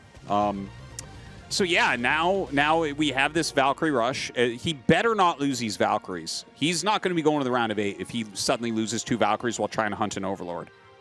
But Light, you know, you were talking a lot about how we've seen a lot of Valkyrie miss micro. Light has the best Valkyrie micro outside of Flash. I would say Flash is a little bit better than Light's, but Light is like top tier with this. It's very rare for him to lose Valkyries in situations like this, so I think he'll be all right. And he's just about ready now for the move out. He needs to get a couple medics. Hopefully like 3 medics are about to pop and he can just go. Even has a siege tank there. Some Lurker Eggs are morphing. You notice how we haven't heard a scan for a while? He's saving some scans because he knows he doesn't have detection otherwise. This looks very well executed from Light. There is potential for a game-winning push here. Or a crippling push. Okay. So Light's just going to ignore these mutas. Now remember, when you have Valkyries in a position like this, there's no vessel. So Lurkers kind of pointed out can be dangerous. And Larva's going to try to loop through. No, I thought he was going to loop through the top here. Oh, man. You can just see the damage stack there. Now, Muta armor is upgraded, but that's only going to give you a few extra hits before literally all your Mutalisks melt. Okay, another Valkyrie joins the army. Siege tank coming down. He should have 2 siege tanks. He's really got to hit this push pretty soon here. A lot of Overlords over there. That would be very juicy. But yeah, now the Defiler Mound is coming up. So that kind of shows you the time that we're working with. Defiler Mound finishes, Consume finishes, and then the tank push stops. So he's got a limited amount of time to push here, but he has more than enough to kill bottom left. But it looks like Larva is going to do a counterattack. This is very strong. Light has a huge army out of position. Okay, this is rough I think the positioning for Terran was really good, but I mean, this is so much stuff. The tank is somehow still around here in the back, which is insane, by the way. He's still doing damage to those lurkers. That might be some of the best positioning I've ever seen. Like this tank is still here, man. That's crazy. He's going to scan. And look, the lurkers eventually get their damage in. But by now, you can see that Light's going to be able, or sorry, Light's going to be able to run in here. Oh, please go up. I need to see how this ends. Did he get all the kills on the SCVs? Okay, he clears the lurkers. I think he did get a good chunk of the SCVs. But what that did, more than anything, was delay Light's push. And now I don't think Light can go down and kill that base. Like, Light is committing so many units out onto the map trying to get a base, and then Larva just does these awesome counterattacks, made him go back. Like, that, there was potential for a kill there, even. This attack definitely not doing as well for Larva.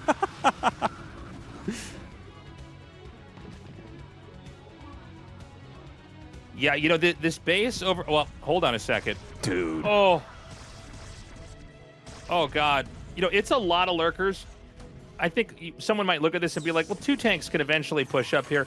Dude, it's ramps in StarCraft you can exploit so well. Like, you can just run the lurkers back, and then when they get close to the ramp, you run back up there. Remember that there's chance to miss firing from low ground to high ground in StarCraft 1, unlike StarCraft 2. And tanks shoot slowly. And thank God they do, or they would be even better than they already are. But the point is that, like, just the chance to miss means, like, a lot of lurkers up here, you're not going to get up this ramp. Very, very unlikely that he'll end up breaking that. And now a Defiler push is coming over to his natural. This is going to be really deadly as well. A Dark Storm in the natural is very oftentimes a victory. He's got Vultures here, so you can see he was kind of preparing. Uh-oh. Tasteless. I think Larva's done it, man. Yeah. Dude, this looks bad. I never... In all the days of ASL I've casted, we've never really seen Light get dominated like this. And by the way, this is why I love Larva. You know, he's an emotional player. He's not always grinding like everybody else, but when he comes into an ASL, he comes in prepared. He comes in with ideas. And that's pretty insane. This is a major upset, guys. This is a massive upset. In an ASL that has had so many upsets that the round of 8 in 2025 is almost unrecognizable compared to what we've seen in the past 2 years, 3 years before this. It doesn't even make sense. 2 formerly retired Zergs that are both champions have come back into the round of 8 this season suddenly. Sulky's not in it. Soma got in after being in military. 4 Protoss, only Barracks in the top 8. What? Like, even Barracks in the top 8 surprising, but the only Terran player, the weakest Terran line that we've ever had in round of 8 in all 20 seasons of ASL. And it was a season where we barely had any Protosses, and then the really good ones just survived. That was another major plot twist. You know, it just shows this is a moment where the whole landscape of who's on top has changed all over the place. You know, we had 2 years of, you know, it being reinforced that Sulky is the best of the best now, and he kept doing it. And then we come into Season 20, and it is suddenly completely insane, and no one knows what's going on. Man, I tell you, it was a crazy day for sure. I am a little bit sad. I have to admit that Light has gone out. I don't think Barracks is likely to be anyone he's going to be paired against. Maybe Larva. Like, Larva I think he might be the weakest guy in the round of 8. But, you know, keep in mind, you know, with all these upsets happening, it doesn't mean the surprises have to stop. But, I mean, and we've said this before, and some like, wow, there's more upsets than normal in this ASL. This does not compare to anything else that we have had. You know, I mean, the fact that Light's not going to be in the round of 8 is crazy. The fact that Rush isn't going to be in the round of 8 is crazy. I mean, the fact that Hero's not going to be in the round, I mean, it's just like, what is going on?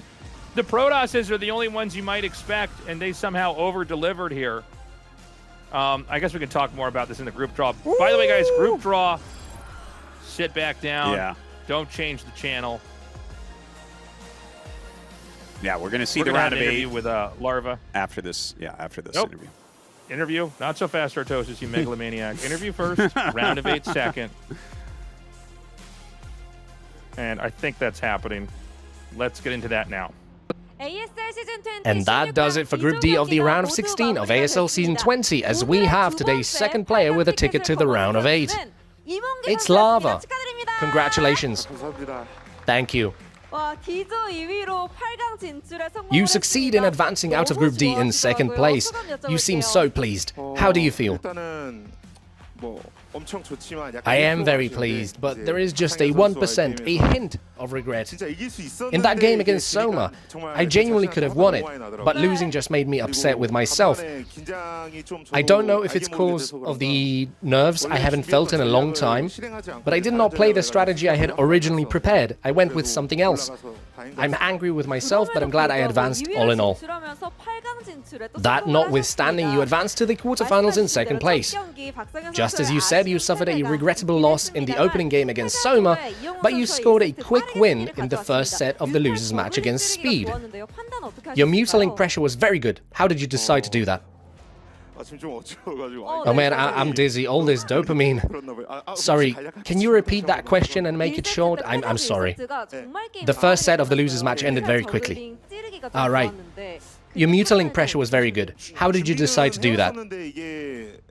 I practiced this. If your opponent scouts 12 pool into muter, going bio is the normal thing to do. I thought it was barracks, but I guess I got it wrong. I built a sunken when I didn't need to. I put myself on the back foot, but I was able to play with good micro and momentum and ended up winning. And the second set likewise ended very quickly. Why did you go for a 4 pool? The 4 pool... Well, I knew that in the decider match, a Terran was waiting anyway, so I couldn't just use all the strategies I had prepared. And I did win the first game anyway, however irritably. So I knew my opponent would either be rash or irritated. And luck just ended up being on my side. And with this quick 2-0 in the losers match, you moved on to the decider. What was the reason behind no pool hatch first in the first set? I did not use the build I had prepared in the game against Soma. So after that I wrote down all the things I wanted to play in the notepad. I had a few options. I did not expect him to go for an 8 racks because in the previous set I played both safe and a 4 pool. I was caught off guard, but defending my natural and not falling too far behind, I managed to win with a little bit of luck. It was not an easy game that went on for a long time, and a victory in the second set followed as well. Overall, looking at your games, people were very impressed with your strategies. Did you prepare a lot of builds? When practicing, I mainly went with the standard meta, but the results were not very good, and losing that many games, I suddenly thought of a way to trip my opponent up. Right before I went to sleep, I thought about it, I tested it out today. I had better army movements than Light for sure. That set me apart from other Zergs, I think. And all that came together as you claim victory. We will have the round of 8 bracket draw shortly. The players you can meet are Barracks, Bisu and Snow. Who would you like to meet? I don't care who it ends up being. I want to meet this goddamn handsome devil Barracks. Let's have a handsome dude show off. A feast for the eyes, ASL 1-2 punch. I'll do my best so we have this visual 1-2 punch ASL show off. I'm sure many people helped you prepare for today, and likewise many fans showed you their support. Please address them. My colleagues showed up to support me today, even though I did not ask them to, so I very much appreciate the fact that they came down here on their own. I really wanted to have a cool match, a winning match in front of an audience, so far I think I managed to achieve half that, so I'm in a good mood, and I really had a lot of friends help me practice. They slept 2, 3, 4 hours just to help me.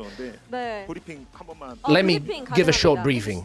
Oh yes, a debrief, let's go. Art User, Dasik, Ivory, Hero, TY, and then Mong, Royal, Barracks, and now I didn't stream those games, but I have a guy who looked on via Discord. He motivated me, set up spawn matches for me. I think it's a viewer's or a friend's nickname. But he kept watching, checking on me on Discord. I'm so thankful. It was all worth it. You paid him back by advancing to the round of 8. And with Larva moving on, our 2 Zergs defeat the 2 Terrans. And that does it for our interview with Larva. Once more, congratulations on advancing. We will be back in a short while with a round of 8 bracket draw. What a round of 16, man. Whew. I don't know if we're going to have another round of 16 quite like this one. This has just been incredible. You know, and it's funny because, like, obviously all the guys in the round of 8 are so good, but this is such a series of unusual players to have all together at once, you know? Yeah.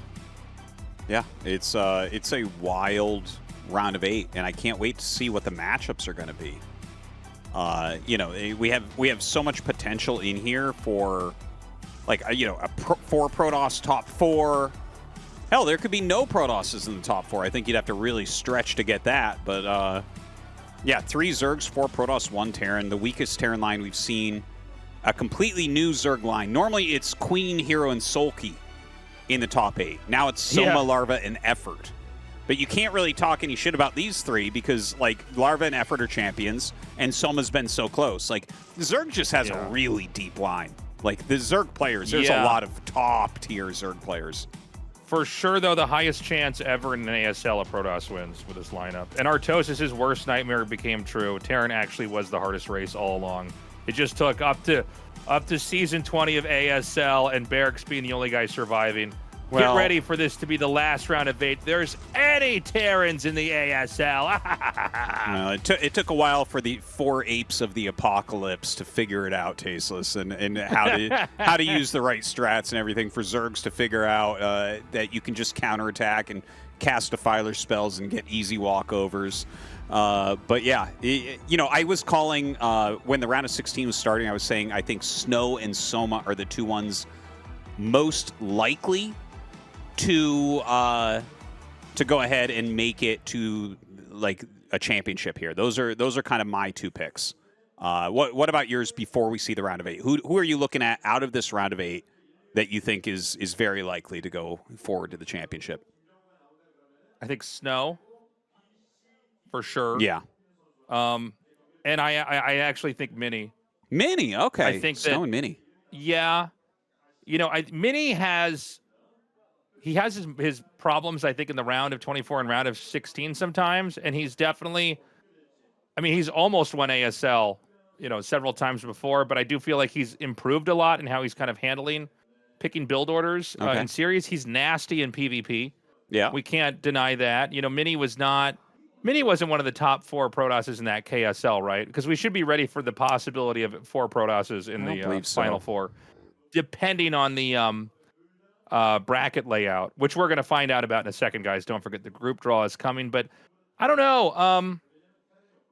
The players I look at that stand out the most to me are probably Snow and Mini, and we haven't had a PvP finals in a long time, right? That's true. It was, not since Rain versus Snow. Not since Rain Snow, right? Yeah, that was like Season 8 or something like that, like somewhere way back there. But yeah, no, I think like this is easily Snow's. Like, really, it's been a long time coming for Snow to win a championship. And the thing is, it's not even his best matchup that we're going to be seeing here. You know, Barracks is the only Terran, and he couldn't even hit him in the first round because first place doesn't play first place. So, yeah, let's see it. Let's do this draw. Okay, so we should mention too, you have to be from first lineup. We'll play someone from second lineup. Yep. So it's not like we could have, as an example, a Barracks Bisu or Snow And Soma match. You can't in the first match play the player from your group. So, like, Barracks can't play Effort in the first match. Exactly. All right, Barracks to start. Barracks? All right. The fate of Terran, the fate of Artosis' build orders for the next 6 months lie in the matchup of Larva. Would be the best one for him, I think. That's the most likely for him to beat. I think so. I think Larva's the other weakest player. I think that's spot on. Who is it?